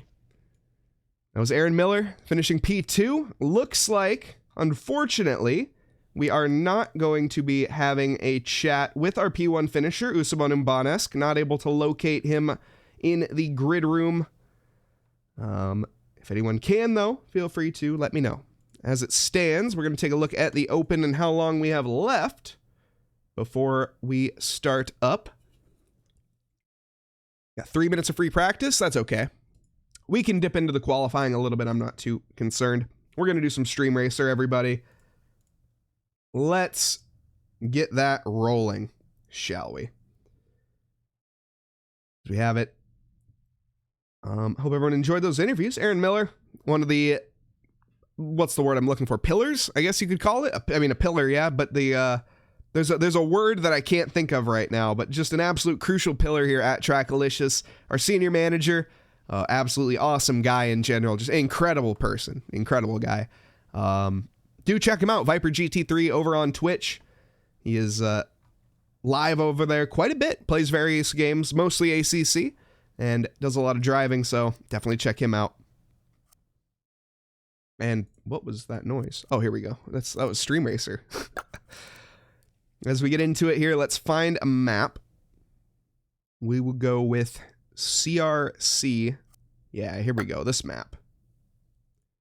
So, for anyone curious, what is about to happen? Well, you are about to take part in a race, and you don't have to do anything but type !race in chat. That is all you have to do. As we pop on over to the Stream Racer scene, and hopefully it works. Black screen of anticipation, and here we are. If you type !race, everybody, you can see at the top of your screen, you'll be able to join. Now, what is this? This is going to be a virtual car you'll be put into, where you have to do nothing but type !boost if you would like, and that will allow you to get a nice speedy push along towards the wherever you are going to be headed. And do keep in mind, be cautious on the boosts. The stream is slightly delayed, so it's not too delayed, but it is a little delayed. And so make sure you're careful when you use your boosts, because we have seen some people take off into outer space. We've seen some people go straight into a wall. It's, you know, it's a give and take relationship, the !boost, but !race in chat, and there's an ad break. Of course there's an ad break right now. You love to see it. All right, well, we'll wait a little bit here, but we will give the ad time. You gotta love Twitch. I have the ads set to the literal bare minimum they can be. That is why the support from you guys here at TRACKILICIOUS is so crucial, because ads is, well, it's not our primary income, let's just say that. It's not even really an income. It's just kind of a necessary thing, unfortunately. But thank you to all the subs listening currently, and the Twitch Turbo members as well. Got about 23 seconds left. I'll get this rolling here. We'll hit the start button right now. Oops, did I just kick somebody? No, I don't think I did. No, it does. Okay, we're good. We got 10 people in the race. Let's get a few more. Exclamation mark race, everybody. Which ads always have the worst time. You're telling me, Jacob. Especially because they time out every single race to the first lap, so I have to snooze our first ad every single time. It's so annoying. But yes, welcome back, everybody, from the ads. Exclamation mark race if you guys are interested in joining. You got 30 seconds to do so. So type exclamation mark race in chat. And then, as I said, boost, exclamation mark boost. We'll have a nice helping hand in the session. We have it. Harlock joining us. Let's see, new drivers. Paula Brady, been a while since we've seen in any stream racer. Elemenster, Elastronomer.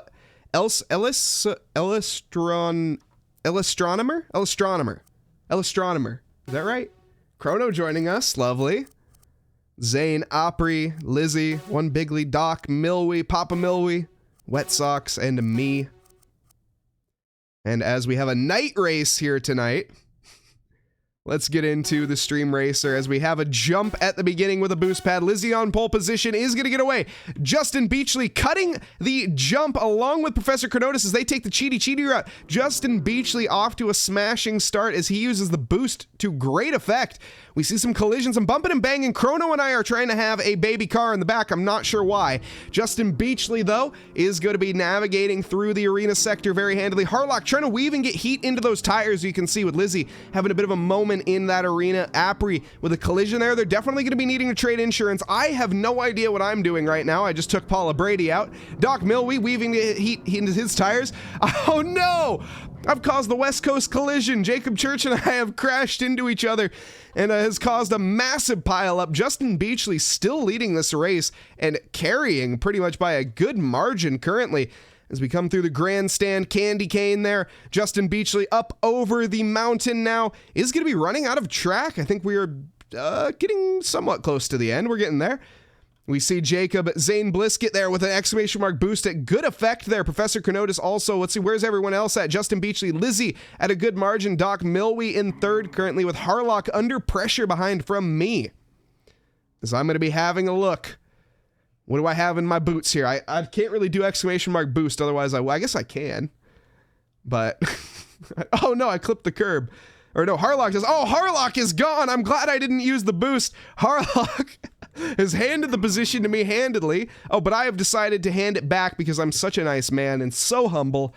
But Justin Beachley takes the final jump here. Is going to have a bit of a crash. Is that going to allow Doc Milwy to catch in time? No, I don't think it is. Justin Beachley to the line. Finishes P1 in Stream Racer. Lizzie is going to be looking for P3. Oh, Doc Milwy with the rocket ship to the end.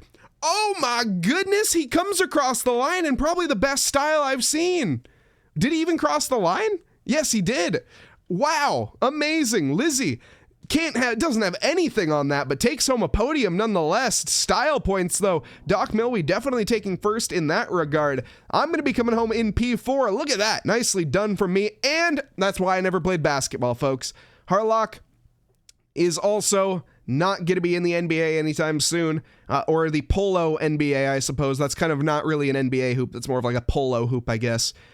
Wet Socks misses. One Bigly almost gets it, hits the crossbar, finishes P7. Apri going to be coming home for 8th.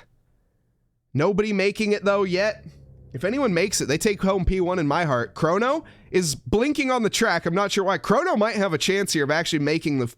Is he going to make the polo hoop? He comes up short.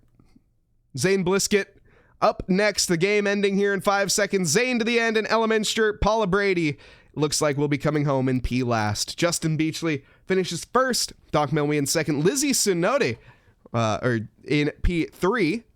And I'm going to be coming home in fourth with Harlock in P5. That is Stream Racer, everybody. I hope you enjoyed. As we have it, we are in the qualifying session, if I had to guess. Let's take a look. No, actually. Oh, yes, we are. We are in the qualifying session, which, look.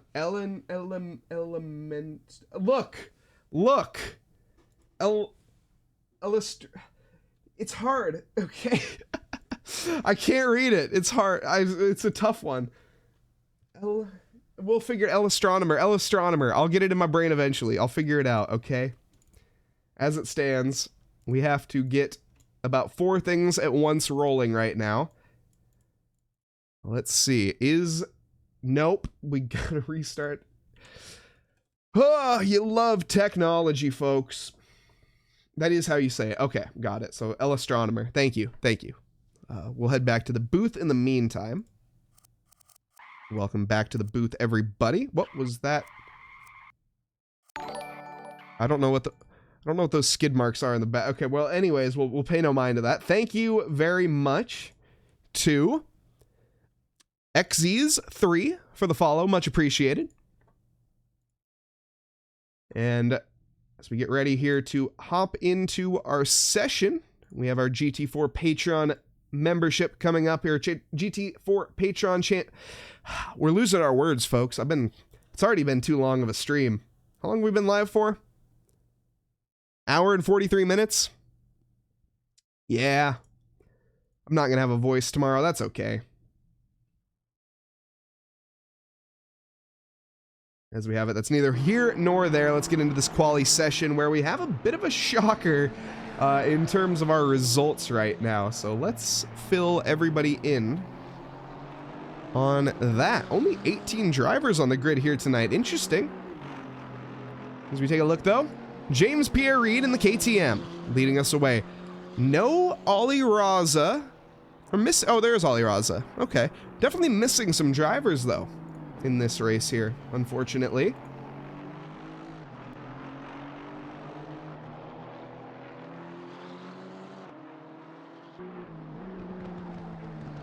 As we take a look at the championship. Winners here, JP Reed. Let's see. No Thomas out there tonight. No Darren Thomas. Casey. No George Elmer. No, we do have George Elmer. It's just there's a few missing out there. Changed the car for the KTM and did pretty good on practice and quali, but on the both the race didn't go your way. Yeah, I gotta say, Apri, the KTM, of course, the lawnmower, as a lot of people would call it, is not really the greatest car in a straight line. It's not really the greatest car in the corners, and it's not really the greatest car in acceleration. So it's just kind of there. But you know, an absolute champion for trying it. It is a very fun car to drive.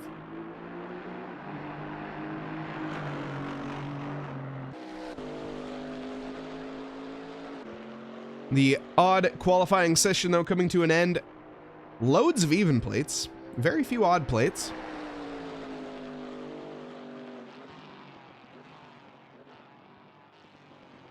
The odds are out, the odds are out first in this session. Quinn Smith, as he comes around the final sector now. This is going to be the virtual checkered flag falling at the 10-minute mark. I think he'll have time for another lap.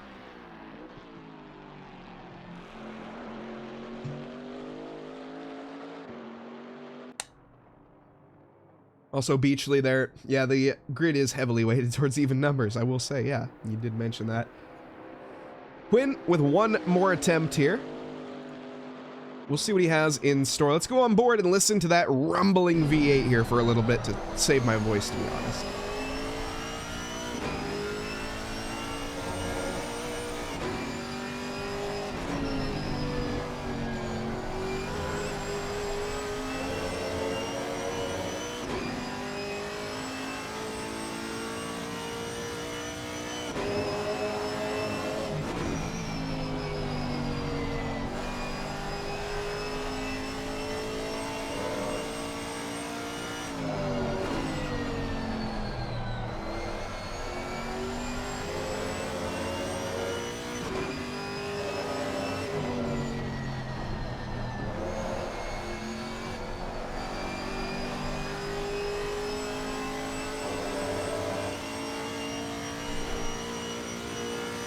Gotta say, ACC, one of the greatest sounding games out there when it comes to the car noises. It does such a good job of capturing it. Quinn Smith doesn't do a great job of capturing that apex and is going to invalidate. That's going to allow the likes here of Reggie King to potentially challenge him, as Reggie is going to head to the line. Is it going to be enough?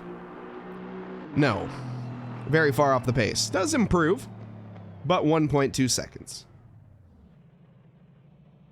Now we have the even plates. They are going to be up next. Dan Brace. Going around, let's see. Dan Brace. We need a nickname for Dan, as he did explode this Aston Martin last week. The 4.0 liter twin turbo V8. Well, it threw a rod. Yeah, Mason, tough effort out there for you today, but good, yeah. I will say, you put on some really good battles, got a little unlucky a couple times. We did have the camera on you a good bit there. I love that martini livery that you brought to the table, though. Gotta say, you won some points in my heart for that one.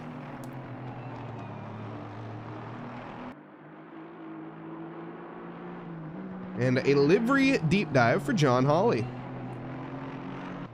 Yes, sir. John Hawley in the BBC Planet Earth.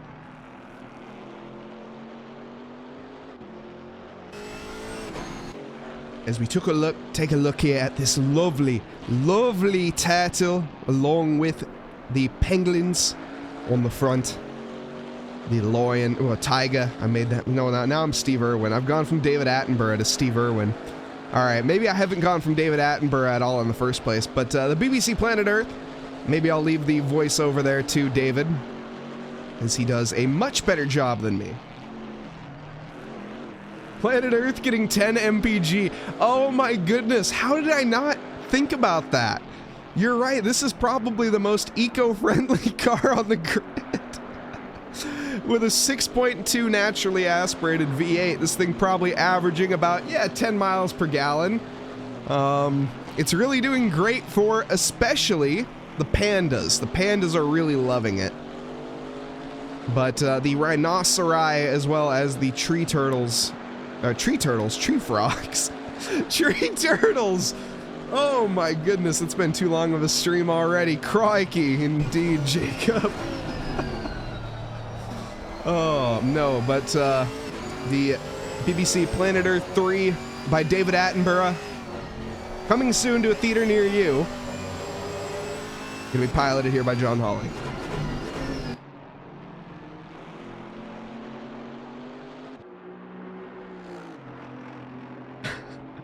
The tree turtles, that one's I gotta admit, I don't know where that one came from. John Hawley does smash it up to P5. Nicely done here for the first lap.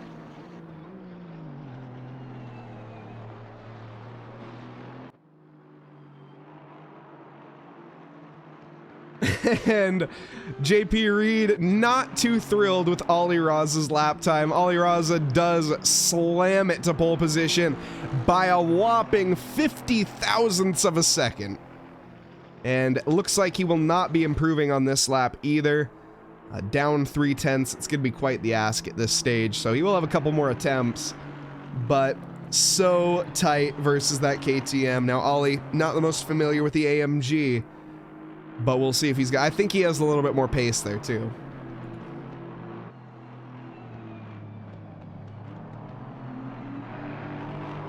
Looking at the pit wall here, we have, if anyone is interested, exclamation mark pit wall. That is actually a command that I don't have on my stream deck for whatever reason.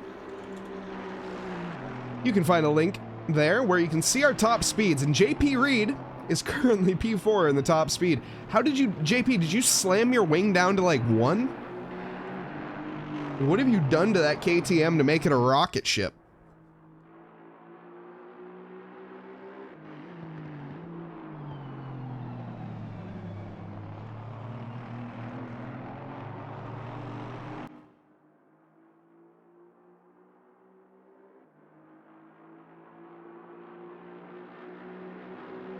Dan Brace does go fourth quickest. Ollie Raza, new attempt. We also have John Hawley on a great improvement. Close to invalidation there on the final corner.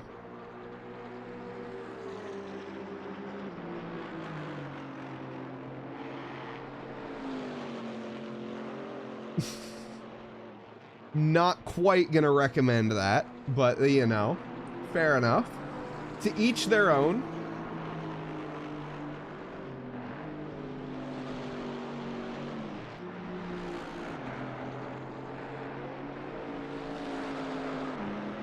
I love that livery though from John Hawley. John Hawley always bringing a specialty livery to the table.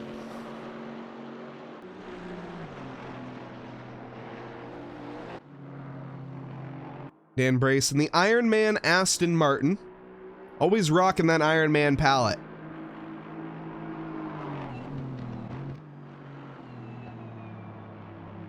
Number 46, a little bit off the pace in the Aston. Of course, I think he's more familiar with the Alpine, as well as the Porsche. Tackling those front engine cars, he really hasn't had much luck, I'll be honest. He tried the Camaro, did Dan, a while back, and honestly was not a good showing from Dan Brace. He really could not put the times in from the Camaro, just didn't gel with him. So he's back to trying out those front engine cars. We'll see how it works for him. So far, P5 and improving. It's looking pretty good.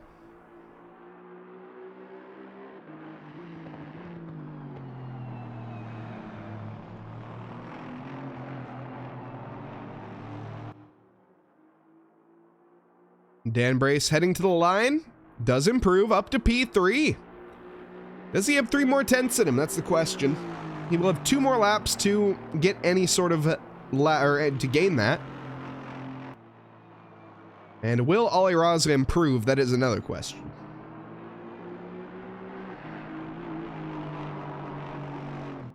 Zane. No, that's not Zane. Wait, Biscuit? No, Biscuit. Yeah, I don't see how people can do these either, to be completely honest.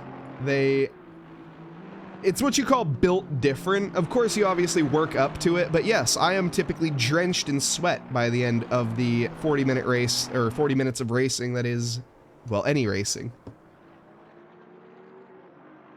Sim racing is a sickness, a very fun sickness. That is very true as well, yes. Once you catch that bug, it is hard to get rid of it. And as I mentioned earlier, but I'll mention it again, for anybody that is maybe a little bit intimidated to jump into the shark-infested waters that is sim racing, there's a much easier way to dip your toe into the pond and maybe wade your way out there a little bit, and that's the GT4 Rookie Series that we have here at TRACKILICIOUS. You can find that over on SimGrid. We had that, of course, earlier tonight. It's very casual, very relaxed. The driver's just there to have a good time and improve and learn how to gain that endurance, how to manage to put in these longer stints, and as well learn how to pit, well, you don't do the pit stops in the Rookie Series, but in this Open Series, which is open, of course, to our service supporters and and Patreon members, you are going to be applying your pit stop strategy here tonight. So we have 1 mandatory stop, 25 seconds fixed, 5 additional seconds if you'd like tires. My goal was to not kill anyone, and I accomplished that. Let's go. That's a good goal to have, Biscuit.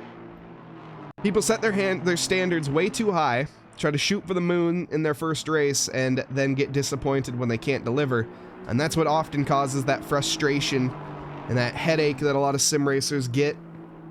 And I will admit, I'm guilty of it myself. Sometimes you gotta really realize that you have improved, and you are, set your goals reasonable. Don't try to set them too high, because it just gets frustrating, and very frustrating at that.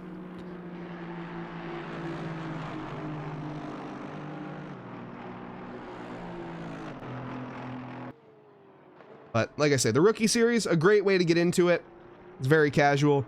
And learning how to race with other people, that's the thing. You can race with AIs all you want, but at the end of the day, once you get next to real people that are actually fighting you for position, the same piece of tarmac, it's a little bit different.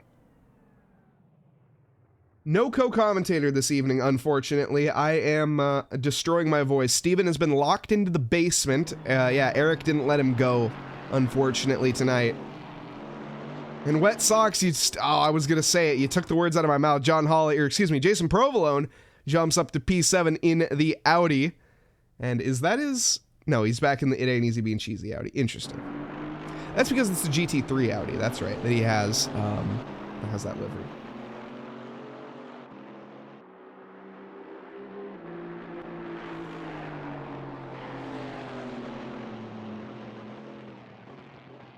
But hopefully Steven will be back next week. We had Eric joining me earlier, which thank you very much to Eric for providing at least the brief that he could lapse or break from my voice, which is the longest stream of the week. We're already been live for just about 2 hours, and we got quite a bit more to go, everybody. So thank you very much for the support. Wilson Afonso, thank you very much for the follow.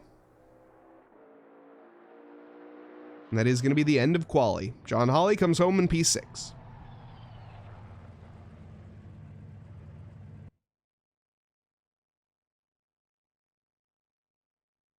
And now the calm before the storm. The grid lineup here. Not too many cars, 18. Which is very interesting, I gotta say. Here in this league, how many do we have signed up? We have quite a few signed up. We have 25 or 26 signed up, 18 here tonight. Very unfortunate, low turnout. Hopefully we see a few more next week. If you guys are interested, of course, do head on over to the Discord to find out how you can join this league. But as we have it, let's get in here and meet our drivers.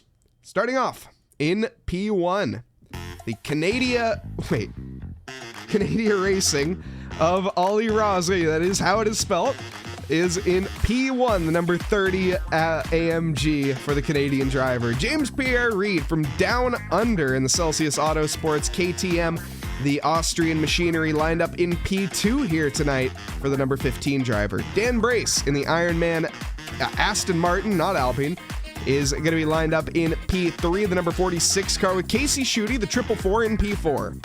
Behind him, Quinn Smith in the V8 Racing, the 999, with John Hawley Company in P6, the number 410. Jason Provolone is going to be 7th quickest in the number 82, with Aaron Miller in P8. Justin Beachley, 9th fastest in the number 18, with Reggie King in P10. Jan Rodricks, 11th fastest in the baseline racing, with Milo Stansky 12th, and Jeff Franks in P13.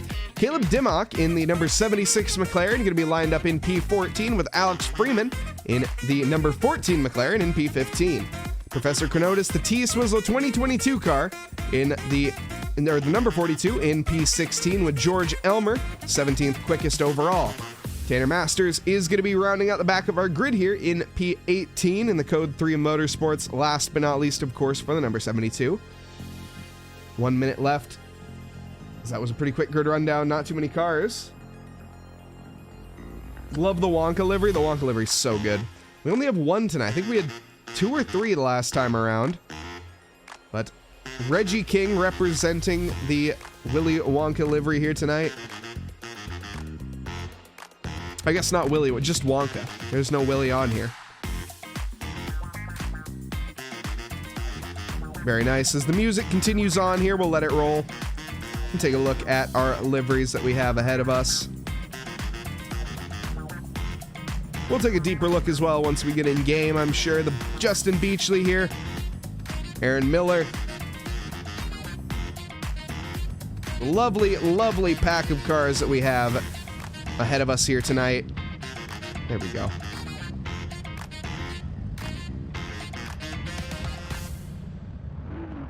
The car is now underway to begin their 2.8 mile outlap here at Kyalami. 18 cars to begin, and we are beginning too, I guess, because I didn't have my camera locked. You'd love to see it.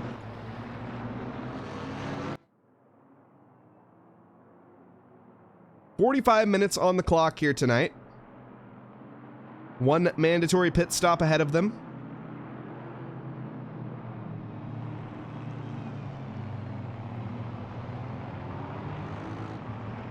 See what we have in store.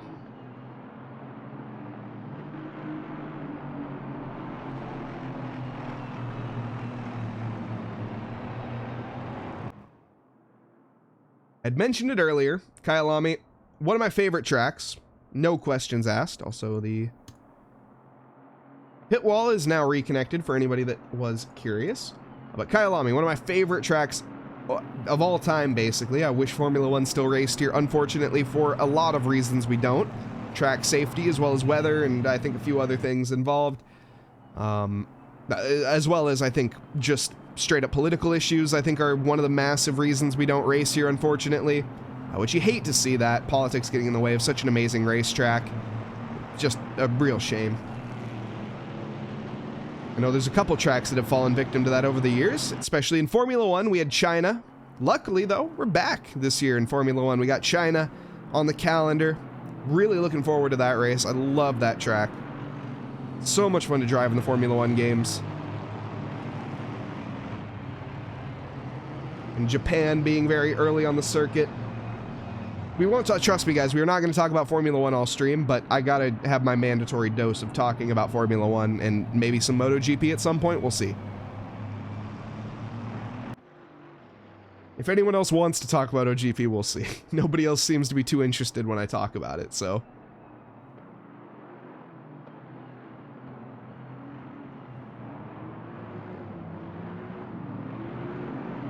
But ahead of these guys, 2.8 miles, 15 quarters, 9 to the left, 6 to the right, 25 meters of elevation, and that start-finish straight, 1.1 kilometers long, about 0.6 of a mile roughly.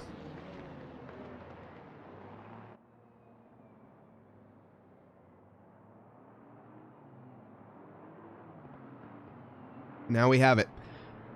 The car is all lining up. 2x2 Noah's Ark formation as we get ready to go green here tonight. A few more corners to negotiate before we begin.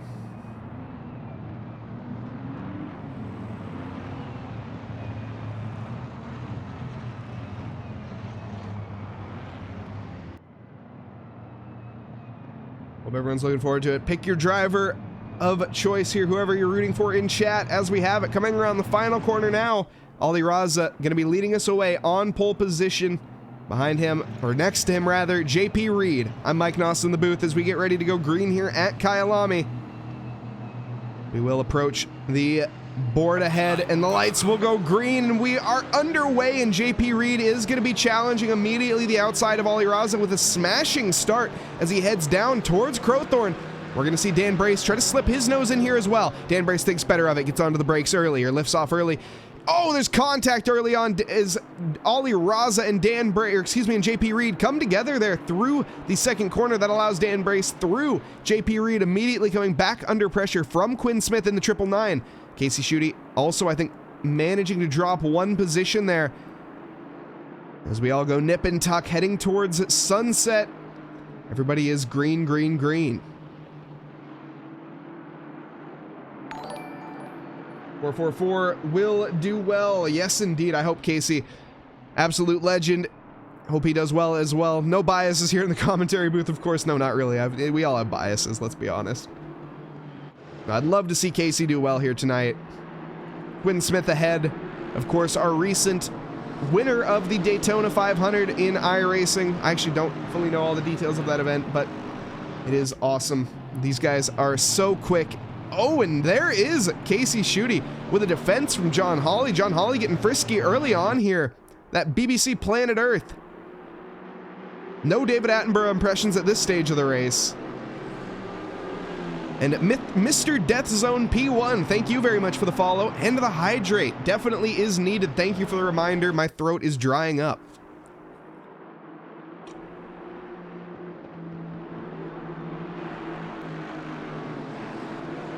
It's a reminder to you guys in chat as well, hydrate up. Storm, welcome. Ooh, yellow flags behind. Reggie King, the Wonka, has found the gravel trap. It looks like Cheetah has claimed a victim here tonight. It's our first victim. Let's see what happened. That's side by side currently.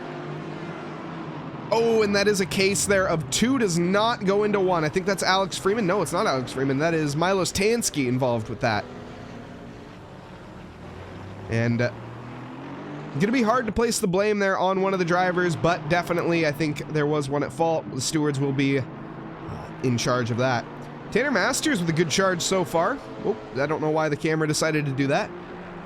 He is up a good amount of positions starting at the back of the grid here. Up 6 so far, our biggest gainer. Looks like he still has some more to go. Justin Beachley also onto the outside line.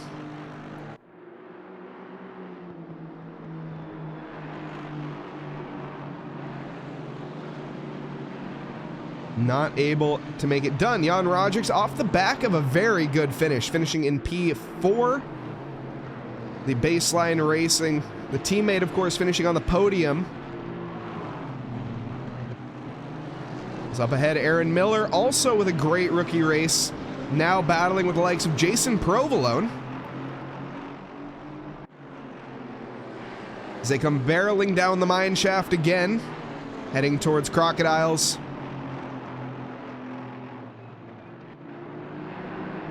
I see him sporting the Trackalicious on the rear. There's a lot of lovely Trackalicious support here on these cars. Yeah, I think Aaron Miller does have it. Let's take a look here at Aaron Miller's livery. The Viper GT. That's a Logitech one. Oh, we're side by side. Aaron Miller is going to get a better run here on to the number 82. Spell it wrong. Oh, you spelled that wrong. That's okay. I got what you meant. Side by side drag race to the first corner and a big squeeze from Aaron Miller. Maybe a bit rude, just leaving enough room there for Jason Provolone to reach that corner, and Jason is going to drop that position. Flash of the headlights from Jason Provolone. He is not happy.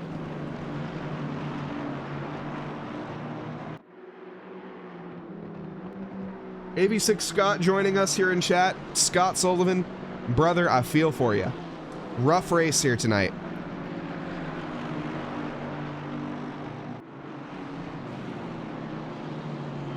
Very unlucky.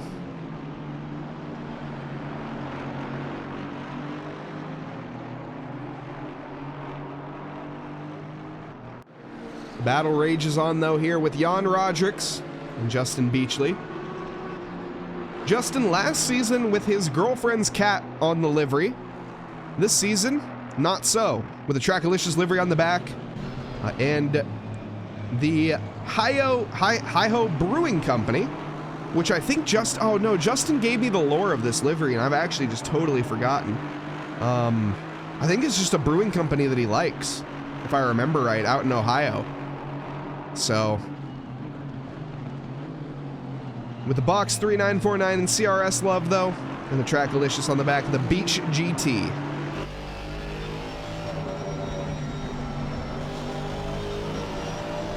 It's the young 13-year-old Jacob Wells joining us in chat. Look at that. Welcome, Jake Wells.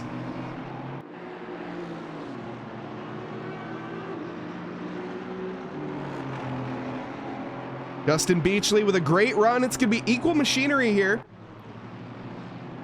Jan Rodricks on the outside. The favorable line should be for Justin Beachley here, but he goes onto the brakes very early. Is he going to go for the switchback attempt? It's just a bit too far back to make it work.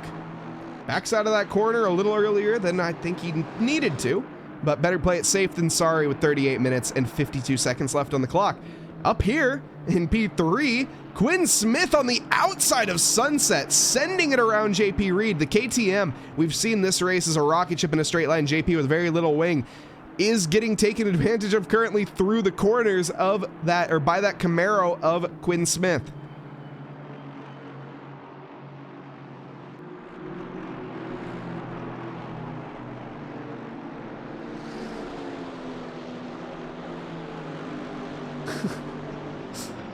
Oh, Jake, unlucky GT3 races, I gotta say for you as well.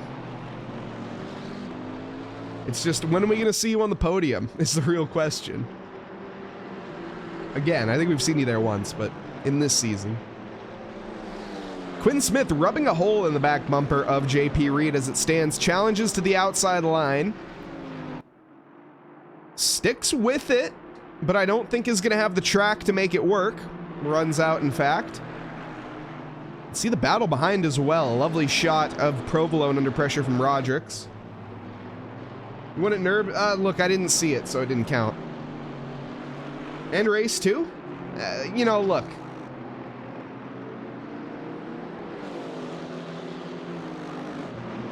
If I didn't see it, it didn't happen. Quinn Smith, outside line. Struggling to get by JP Reed. He really needs to as well, because the lap times definitely are going to be favoring Quinn Smith. But JP from down under, he is, well, doing a great job of keeping Quinn Smith behind. Commentators curses then? I mean, fair enough. I guess I am somewhat known for that. Quinn to the outside again. This is his favored line, at least attempting to overtake. He wants the inside for Clubhouse Bend is what he's trying to do, but that Camaro is just too heavy. The KTM weighing in at a whopping, where is it? 2,400 pounds. The Camaro weighing in at 3,100 pounds. So about 700-pound difference between the two cars. One is just slightly better or able to take corners, but also Quinn Smith is now coming to pressure from Casey Schutte. Casey Schutte wants his position back from where he started. Take a look further down the field for now, though. Justin Beachley still in the battle. We have a three-way fight here for P8.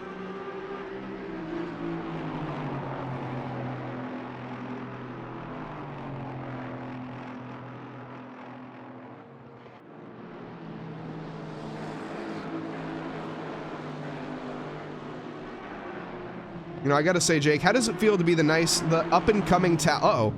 Oh no! Big one, everybody! Big one here. Aaron Miller has gotten collected.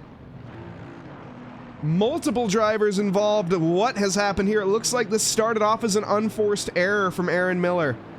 Aaron clobbers the cheetah curb. The back end steps out.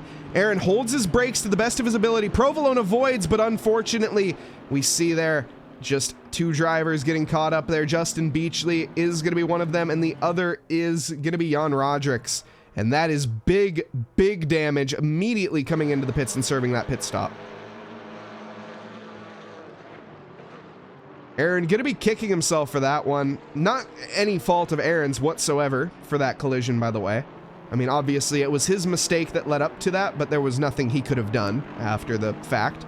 Whoa, big send on the inside. That is, yeah. Oh no, that was kind of, yeah, inevitable. George Elmer, left stranded. Ay, ay, ay. Milos Tansky. Let's keep it a little calm here. Caleb, I don't think, did Caleb let that by out of fear, or is that out of damage? Let's go back and watch this. We're gonna go back 30 seconds here and see what happened. So this is going to be the final corner now, or the, yeah, final, one of the corners, the clubhouse bend, I can't tell, barbecue. And George Elmer definitely is going to be spun there by Milos. Ay, ay, ay. Milos Tansky with just a slight misjudgment there, in multiple ways.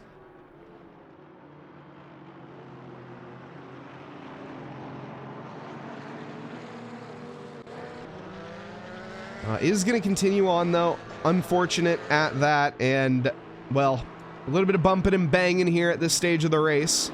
Most drivers, though, are fairly underway, or fairly clean at this point, but, yeah, pressure building. Aaron Miller had to take his pit stop. Actually didn't get too much damage. A fairly clean pit stop, mostly lost time there in terms of the time lost on track. Only stationary for 33 seconds. Jan Rodricks, on the other hand, is still stationary.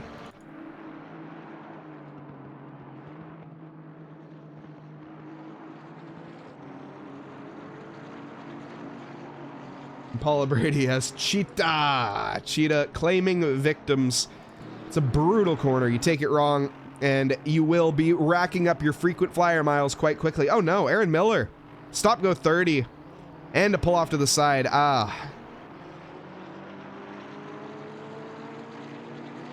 Definitely not his race. I hope he keeps it up and continues to the end. But at this stage, I understand pulling off and retiring. Yeah, you can see Aaron not getting in anybody's way. He's just pulling off to the side now and allowing the drivers that are going to be lapping him through without any sort of hesitation.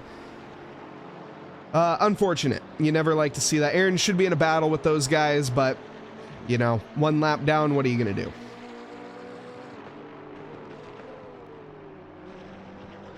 Battle of the McLarens. 570Ss as they come through Leah Cup.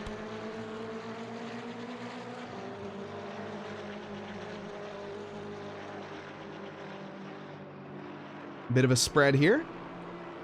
The gap keeping relatively consistent. I think these drivers are feeling comfortable with each other at this stage. In equal machinery as well, it's going to be tough. We see the lap times. 3/10 quicker, though, for Alex Freeman. But the question is, are you going to spend more than 3 tenths a lap trying to overtake him, or are you comfortable just being, well, basically swallowing that pace and working together here and trying to catch the likes of Professor Chronotis about 8 seconds up the road? It's an interesting choice. I understand both decisions here from Alex.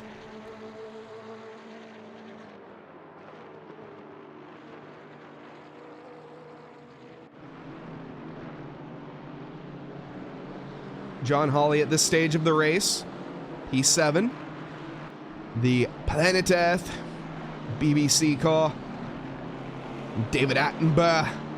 All right, I'll stop with that. I've killed enough, or I've already the viewership. Every time I do that, I can see it plummeting. So we'll stop that. Alex Freeman, still trying. I think he wants the overtake, but I think that damage on the front end of the McLaren is going to be hindering him. It's a little too early to come in for a pit stop, as I think most drivers are going to be looking to take tires.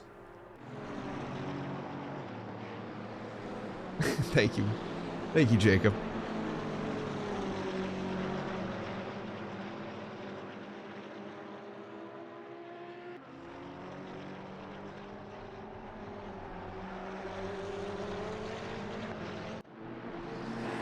At this stage of the race, though, a bit of fanning out. We still have a three-way battle for P4. It's just a bit spread at this stage. I think, as I mentioned, the drivers, you can't really push each other the entire race because that is just going to wear your tires down, wear your brain down as well. You can only drive perfectly for so long without making a mistake.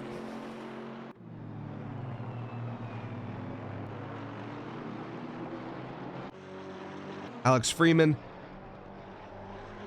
See if he gets a run here. The number 72 car. Let's see, looking at straight line speed, Tanner Masters. Actually very quick. Alex Freeman is 1 kph slower in a straight line. And that toe getting broken, you see Alex Freeman not really going to be going for the toe. Interesting. Just sticks to the racing line and into the braking zone. Does gain up though, so fair enough. Who am I to judge?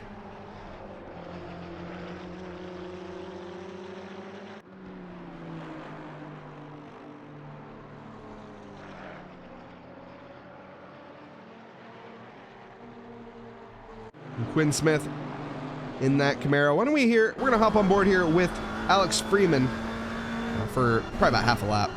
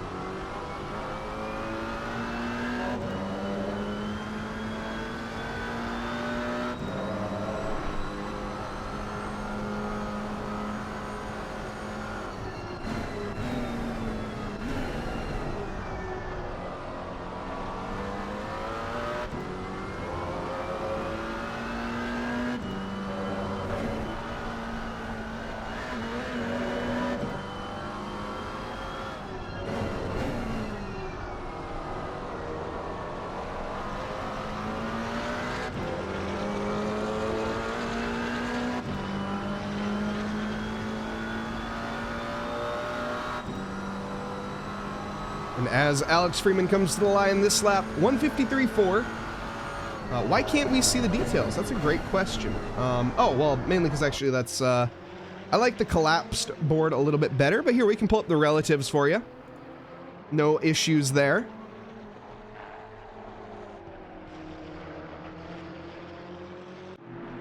Shows you what drivers have and have not made their pit stops, as well as where they are in relation to the drivers around them. I don't like the other tower mode because it's just too big. Takes up way too much of the screen.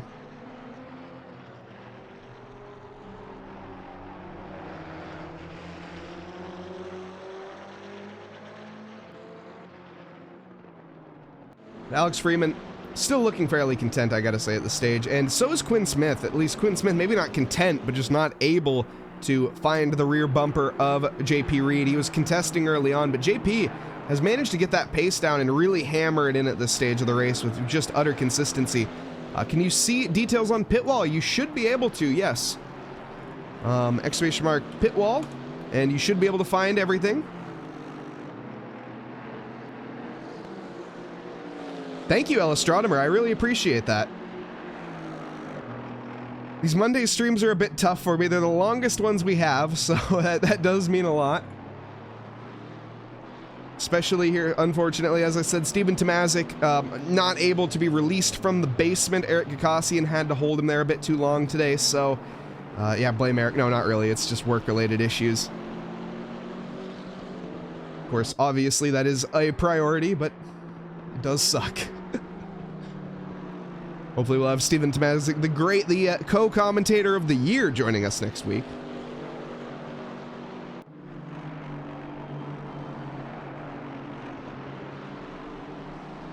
Oh no, oh yes, okay, Alex Freeman goes for the alternate strategy. Early pit stop. As we have 25 minutes left in this race, 20 minutes have undergone. It's a little early to make your stop. So towards the end of this race, we'll see if Alex Freeman is going to be hurting in terms of that rubber. And Brian Hamlin. Oh, no. Hamill. Brian Hamill. Thank you very much for the follow. Hamil? Maybe? Please correct me on that one if I did say that wrong. Hamil? Very appreciate the follows, everyone. We've had quite a few follows tonight. Thank you all so much. Of course, hitting that follow button, it is free. And if you guys do have Twitch Prime, you also can use, you get one, if you link your Twitch to your Amazon, you get one free Prime sub every single month at no cost of you. And you can send that any streamer your way. Or any streamer, man, we're losing words. But anyways, if you do choose to use it here, we appreciate that. And any money or any Prime subs that don't get used, in case anyone was curious, that money goes right in the pocket of Jeff Bezos, and nobody wants that.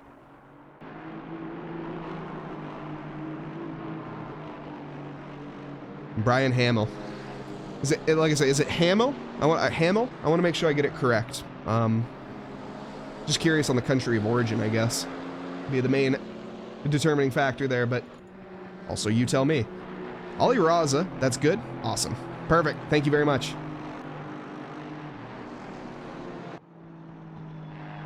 One thing, Brian, that you will find here with me, I'm Mike Nause in the booth, I put a little bit too much spice on some names every now and then, especially with the American names.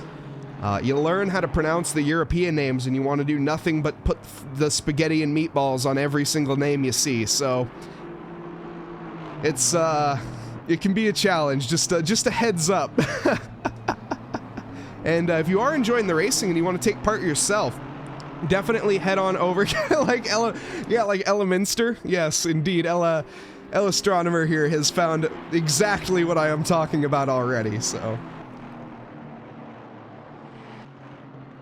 You like a good feed of spaghetti and meatballs? I love it. I love it. Yes. Not any Italian drivers on the grid here tonight. At least none that I see. Definitely no Italian names, unfortunately. Ali Raz, our race leader, does come into the pits this lap. But yes, as I was saying, if you are interested in any of our championships, do head on over. In fact, now is a really good time. We have our pit stops starting to go underway here, and a bit of a spread on track. Let's head on over to the calendar real quick and talk about what we have up to come. So here at TRACKILICIOUS, you can see all of our races. We have our GT4 Rookie and GT4 Open Series. Now, of course, that is what you are watching here right now. Very, very fun. If you're looking to dip your toe in the water of Simracing, the Rookie Series, definitely where to begin. All of these events can be found on SimGrid. We have Syntho Drive on Wednesdays. Now, I get a lot of questions. What is Syntho Drive? Well, what it is really is an AI racing where a lot of the drivers in TRACKILICIOUS have picked an AI driver to represent themselves. There's 22 of them, and it's mostly just a good excuse to come on down, have a good time with Josie Koo. Josie is going to be streaming that, so big thank you to him for putting that Syntho Drive on. We also have a West Coast Championship coming up in the near future. That's going to be starting off on the 7th with our GT3 Reverse Grid. That is far underway. We have Monza Madness next week, if anyone is curious. So every single race is going to be Monza. and the reverse grid, no exception. Super fun. That is going to be a chaotic race. Monza reverse grid, I'm really looking forward to it. Wait, it's not. Wait, it is Monza. No, it's not. It's Watkins Glen. I'm getting ahead of myself. Monza's not yet. It's Watkins Glen. Watkins Glen is up next for the reverse grid. We, of course, also have our Porsche Cup and main events on Sunday. The main event is streamed for GT3s. That is going to be at Monza next week. With Kyalami on the 13th of January, February 10th is going to be Bathurst for our GT4 Endurance, and our Midnight at the Mountain event, which is going to be exactly what it is, Midnight at the Bathurst, on February 12th, the 30-45 doubleheader with the Classic Car Cruise. As well, thank you to our Patreon members, names on screen, and thank you to any future Patreon members, link there in chat if you guys are interested.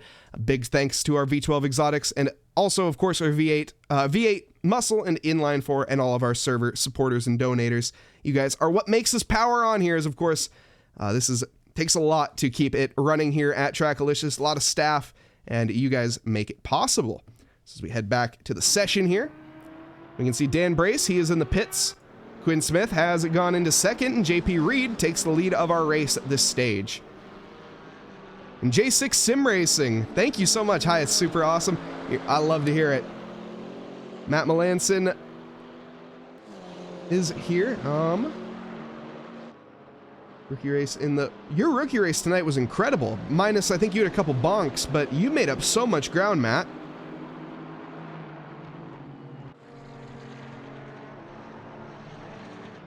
Oh, in race one, yeah, but you still made up quite a bit. Been following for a while, doing great. Thank you so much, J6. I appreciate it. All those lurkers out there in chat, you guys are awesome. I know there's quite a few of you that don't say anything and just chill out. A lot of family that watches as well, so shout out to any of the family of these drivers that is going to be watching it, put it on the big screen. I know Aaron Miller, for example. Shout out to Aaron Miller's family if you are watching.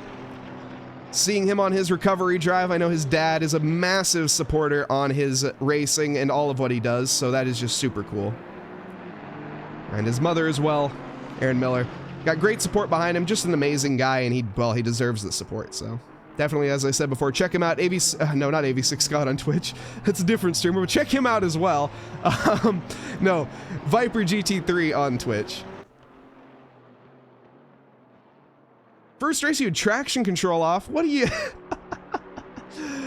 Oops. That's... yeah, unfortunately, there's only one person to blame for that one.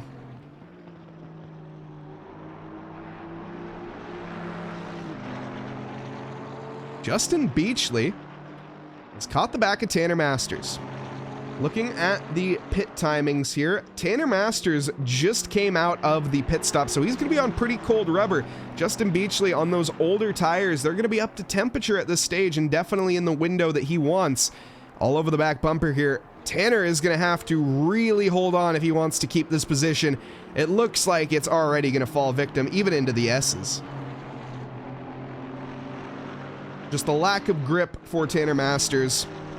And, well, that shows. Let's take a look at this livery, actually. I want to say, Tanner Masters with a very impressive livery here. And, oh, you know what? Hold on. Let's go down the hill here first before we begin this livery inspection. I've learned that the hard way because the camera gets very wonky when you do this. So, once we get to the bottom here, we will now begin our livery inspection as the elevation changes are done. The Code 3 Motorsports, one of our Tier 3 Patreon members is Tanner Masters, so big thank you to him. And a lovely livery here as well. Look at that gradient, or I don't even know if you want to call it, on that door though, that door panel. You love that transition, I gotta say. It's so hard, this McLaren, so tricky to line things up, but look at how everything lines up on it, especially, for example, this in here. This is not easy to do, assure me, or I assure you that. Same with up here, you can even see lining up is the real challenge when it comes to these liveries, and Tanner Masters has done an excellent job, especially back here as well. This is where things, look at that. It's tough, but he's done an excellent job of getting it.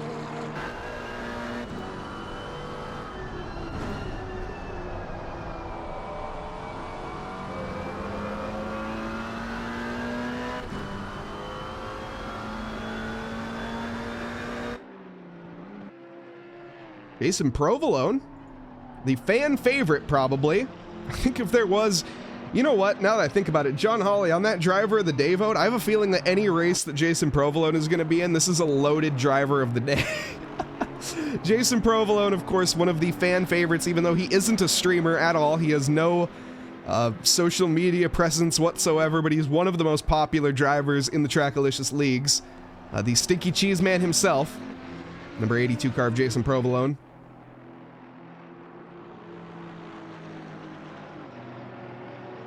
He has to take on the likes, though, of Alex Freeman.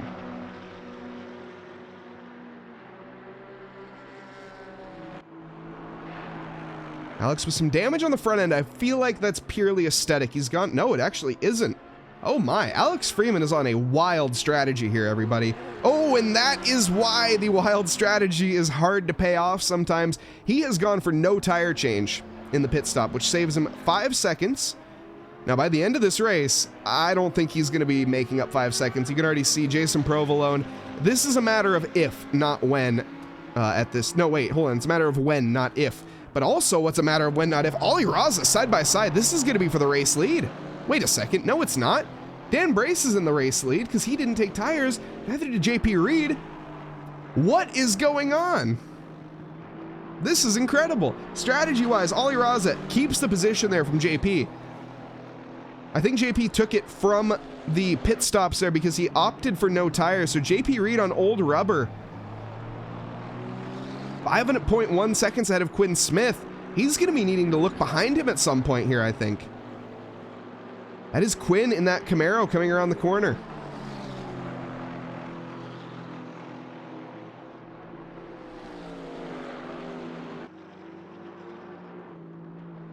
JP Reed. Let's get an onboard here from the lawnmower or the go-kart, whatever you want to call it. You can see just how low to the ground here we are in this 2,400 pound, I was gonna say monster. It's not a monster. It's basically a Hot Wheel. Bit wide through the final corner. It'll allow him to carry some speed. Ollie Raza also electing to go a bit wide.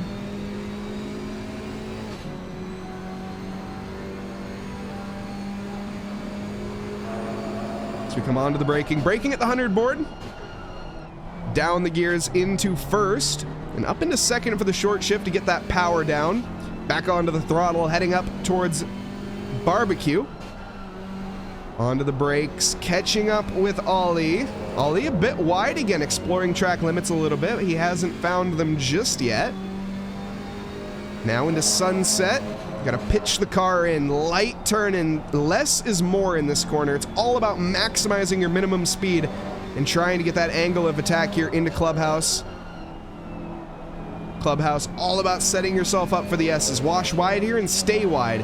Keep that tire off to the outside of the track. Now send it into the S's. Carry as much speed as you can. Have to lift off there as that weight transfer goes in. Thank you so much for the sub. I'll get that in a minute. JP Reed, though, comes to the top of the hill.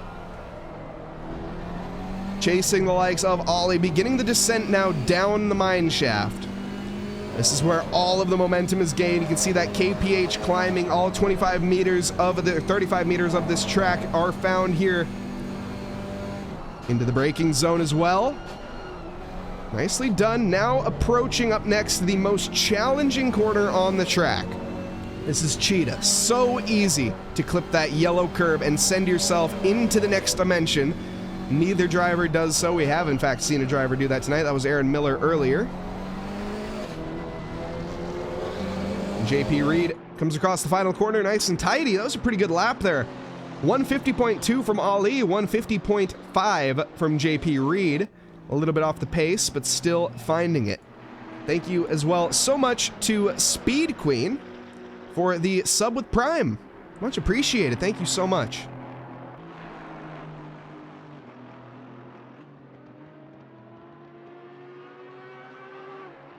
Alex Freeman trying to find what he can. Jason Provolone did manage to dispatch him. It ain't easy being cheesy. No, it most certainly is not. Jason Provolone is well aware of that.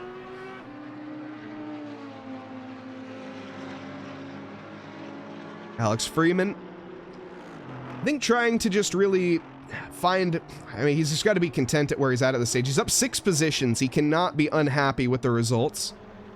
Professor Chronotis, though, really the sleeper of the session, I gotta say. Let's pull up the overall timings here. We can see all the positions. Dan Brace leading us away currently with Ollie Raza behind in P2, the Canadian in the Canada Racing Team. Yes, that is how it is said, even though it hurts my head to say it like that. JP Reed, the Australian driver, all the way from down under as well. It is like what time is it? Let's see, NSW time right now.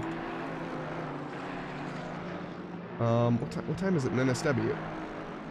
Perth, all right, it's 11 o'clock in the morning the next day.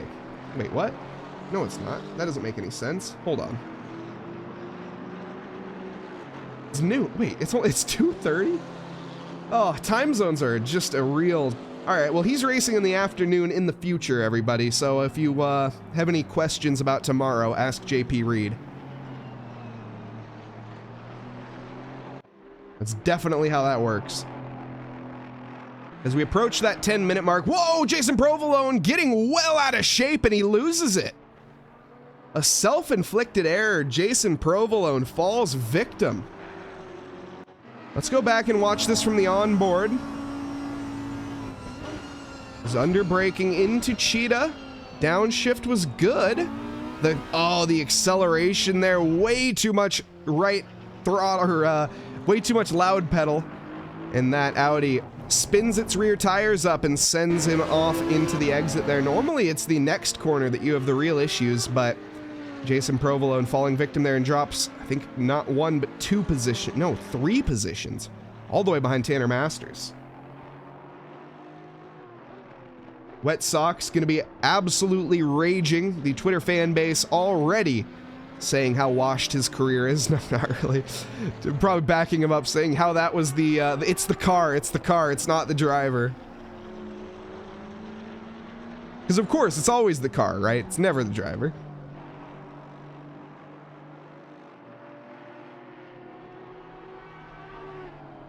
Especially in Jason Provolone's case, is it ain't easy being cheesy, everybody?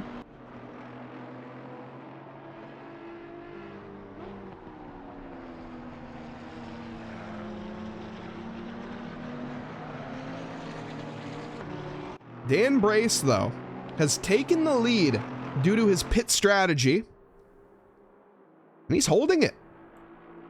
Lap times, I will say, they're not looking good, though, for Dan.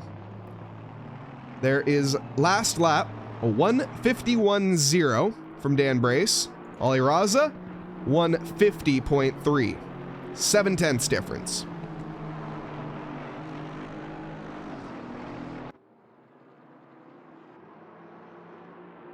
So let's go to the pit strat. How many DLC tracks do you need for this series? Now that is actually a good question. Let's see.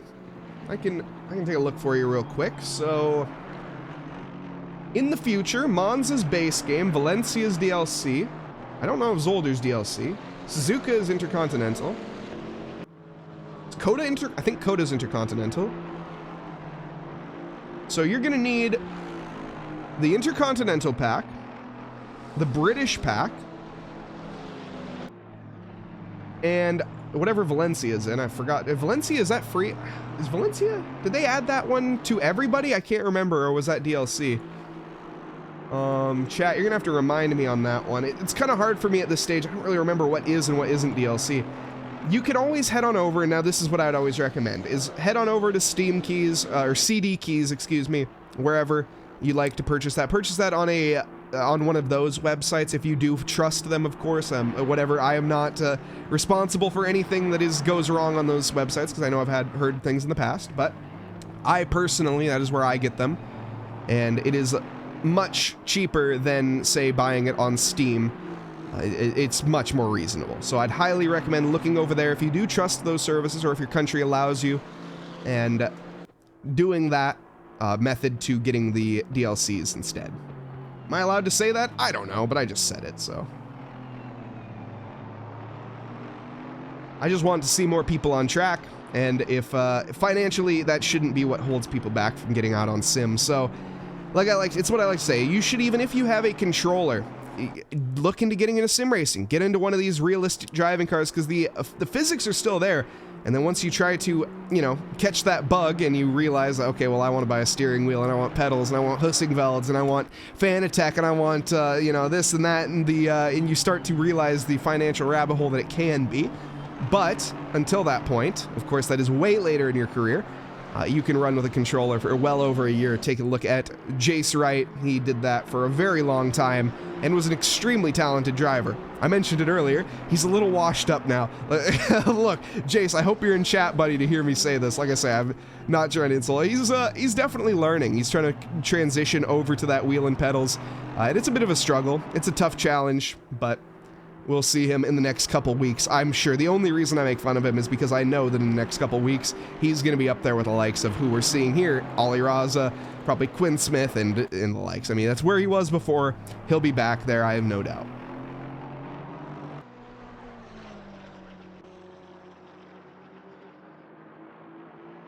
And let's go. You just got the correct ones for the series. Perfect. Yeah, the Intercontinental. So that's one thing I also recommend. The Intercontinental DLC pack, if you had to buy one DLC, is that. Oh, you're also going to need the GT4s. That's also, I probably should mention that. I often forget. Yeah, GT4s are a DLC in themselves, so you will need that DLC, obviously. But beyond that, in terms of tracks. But the Intercontinental is Suzuka. It's... there's a lot of really good try. I know it's Suzuka. Let's take a look here. I mean, I'm not looking off of it. I think it's Coda. I think Brands Hatch is in there. I think Kyalami is in there. Nürburgring might be. It's the best DLC pack. Like I say, if you had to get one, that's the one to do. Also have GT4s. Perfect. Then you are ready to go.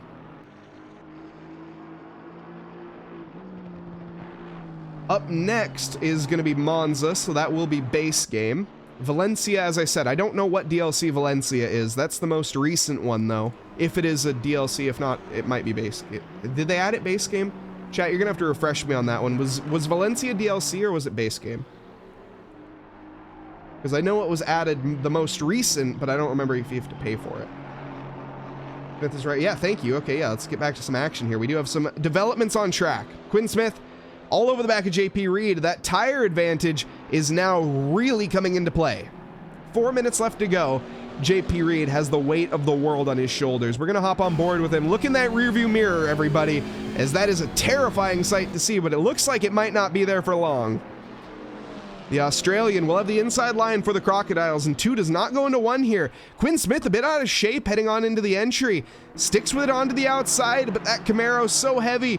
Keeps alongside, turns to the inside, but back to the out for Cheetah and through side by side Cheetah. That is so dangerous. There is contact. The Camaro keeps the KTM, though, from spinning. The KTM is so light and the Camaro is so heavy that it didn't even notice the fact that it just got bumped into.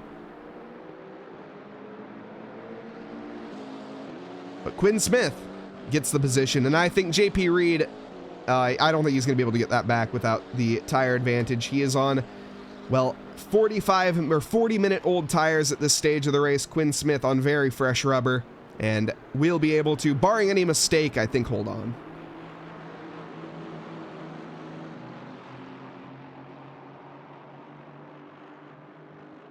We also have Justin Beachley and Alex Freeman. Now, Alex Freeman, 7 positions gained in this race. Justin Beachley looking to gain his first. As they negotiate the final corner here to begin lap 22.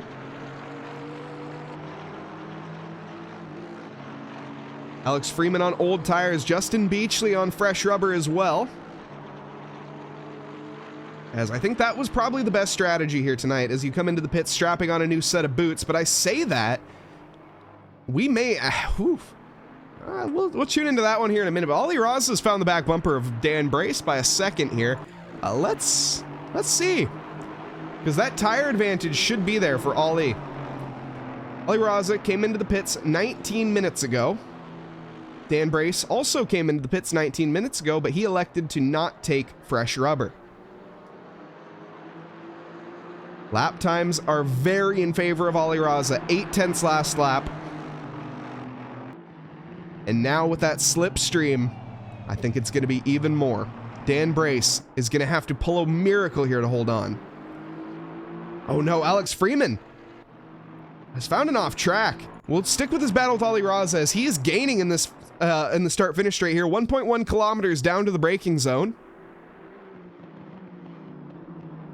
Not able to close up yet. This is the final lap, though. No question about it. The race director didn't say anything, but this is the final lap. 1 minute 50s are the times here. Dan Brace, with the weight of his world on his shoulders, the best overtaking opportunity is done. Ollie Raza is actually going to have to work for this, and he's going to have to work hard. Overtaking is tricky here. This is going to be a next good opportunity into Clubhouse. He thinks better of it, though. Clubhouse is a really give and take. You have to be fully confident and have full pace. Ollie into the S's. Nothing can be really gained here. And into the top of the hill at Leacock. Both drivers taking the racing line. Oh, Ollie off onto the gravel, and he clips Dan Brace. Dan is round. Ollie is going to yield, though, for sure. I know Ollie Raza here, and he is going to let Dan Brace by. As we come back down the mine shaft, we don't. Hang on. Hold up, what? Ollie. I'm wondering, Ollie Raza, if he felt he was at fault for that, he would have handed it back. I wonder if the camera angle would have said something different there, because I know Ollie. Trust me, he would have handed that back if he thought he was in the wrong. He clearly doesn't, and he is going to go to the line here, and he is going to finish in P1, a controversial P1. Runs wide there in the final corner, doesn't pick up a drive-through penalty, finishes the race though in first. Dan Brace comes across in P2. We'll see if that holds. Quinn Smith in third. James Pierre Reed comes home fourth, unfortunately, for the KTM. A good effort, though. No tires in the pit stop, I think, was the hindrance there. Casey Schutte does come home in fifth, one position away from his bread and butter in P6. John Hawley, though, taking that crown. Lovely finish from John Hawley. Great job, John.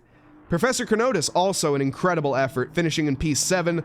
Justin Beachley going to be coming home in 8th. Alex Freeman in 9th, and rounding out our top 10 is going to be Jason Provolone. Now, we'll hear from Ollie in the race interview. I have no, so we'll get his, let's go back and look at it. I'm curious. I normally don't do this, by the way, so this is going to be a, kind of a little exclusive here, because I'm curious myself. Oops, I saved the highlight. Well, okay. Hang on, everybody. We're here. So, let's see what happened. Oh, goodness. That's terrible camera angle. Come on. Come on, game. There we go. Oh, this looks like Ollie. I'm going to be honest. This looks really bad from Ollie's. Yeah, stewards are going to have a look at that one. I have no doubt that the stewards are going to be taking a thorough look into that. But regardless, the results are in. Ollie Raza comes across the line in first. Dan Brace comes across the line in second. And Quinn Smith in third. See if we can line up some interviews with our drivers here, as we try to locate them. Welcome back to the booth, everybody. Let's grab Ollie. Let's grab Quinn. And let's see if we can locate Dan Brace as well. Dan Brace, not looking like he is in the Discord. We will start off here tonight with our P3 finisher, and that will be Quinn Smith. Let's get him in here. That's not Quinn. Here we go. Quinn Smith, the 999 car, finishing on the podium here tonight, Quinn. Nicely done. I mean, to be honest, a really well-earned P3, I think, battling with the likes of JP throughout pretty much the entire race. That alternate strategy, I think, definitely played into your favor, though, for, well, the strategy choice that JB made. Yeah, it was a great race, fun race. He might, I think, not taking tires would have potentially been the way in his case. Oh, he did not take tires. I don't think he did. I'm You think assuming. he should have? No. Oh, He- really? I think him coming out ahead of Ollie and trying to hold him off, that took almost 6 seconds out of the gap that there was, so that helped a lot with it. That makes sense. Fair enough. But in terms of the action, you put on a good show there tonight, Quinn, so I think that's something to be proud of. How did it feel from your point of view? It was fun.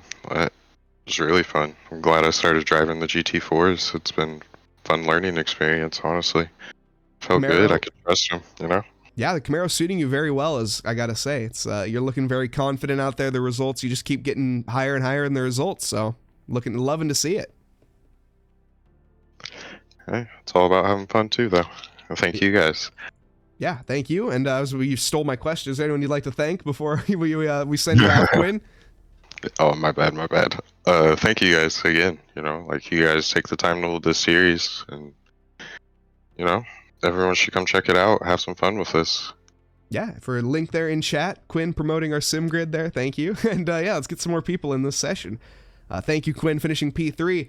Up next, we have Ollie Raza, who came across the line in P1. Now, Ollie, I think everybody is wondering at the end there, bit of controversy, I think, for that final lap.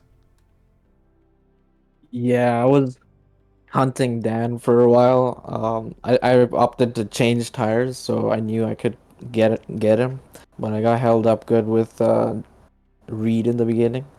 But right at the last lap, I was gonna catch him, but I accidentally clipped the grass or the sand, and I locked all my brakes, and I did a last ditch maneuver to turn right to hopefully not hit him, but I think I ended up hitting him. So yeah, we did. and then, We went back and watched the replay there. Unfortunately, it does look like you were at fault for that one, so I think the stewards will be taking a look at that. But still, a valiant finish. I gotta say, you put up the fight to the very end, so credit where credit's due. Yeah, I know. That's fair. I deserve the penalty, but if I didn't clip the grass, I feel like I could have gotten a fair move. But yeah. No, I think it was on there, but you did, dip the tire off into the dirt there, and that kind of, it caused it, unfortunately. But gotta say, like I say, you put on a real good showing there. Dan Brace with the alternate strategy, catching you out, though. Were you not expecting that to be the proper strategy tonight? Oops, I just left the Discord. Whoops, I left the Discord. There we go. No, if it was just me and Dan, I would have gotten him with changing tires, but Reed came right. He just cut me right there, and that's what ruined my strategy. I didn't expect him to overcut me like that, so that was what ruined it. Fair enough. Well, congratulations on the win on track, Holly. We'll probably see that demoted at some point, but like I say, great attempt nonetheless. You gotta love a racer for going for it. So if the gap is there, you send it. I totally understand from your perspective what like I say, I don't blame you at all for that incident. Besides, the fact that you were at fault. Yeah, fair enough. But yeah, thank you, Ollie. Definitely looking forward to seeing you in the next one. And yeah, have a good one. All right, see you later. Thanks. Oh wait, hold on. Is there anyone you'd like to thank? I wish I got. No, man. Thank you for streaming. That's all. Fair enough. Thank you. All right, Ollie Raza, everybody, race win here tonight. Thank you very much. Unfortunately, we do not have Dan Brace on the we don't have Dan Brace in the green room. If anyone can get a hold of him, try to get him in here for the next ones. But we are going to be calling it there. 3 hours of a stream. What a stream! My goodness, that is a lot of time. We are going to be rating I Suck at This, Jake Wells, over on Twitch. He is one of the only ACC streamers live right now, and he's currently in an LFM race, and a great streamer. We've rated him quite a bit lately, but we're going to do it again. So thank you all so much for watching. Bun Bigley, thank you for the 100 bits again. Thank you so much. Hope everyone has a lovely evening, afternoon, or morning, wherever you are in this fine world. Up next, of course, is going to be our Wednesday Syntho Drive with Josie Koo. Do tune in for that. Thursday, GT3 Reverse up next as well for the ACC side of things. But other than that, I've been Mike Nause. I hope everyone has a lovely evening, afternoon, or morning, wherever you are in this fine world. Thank you, and good night.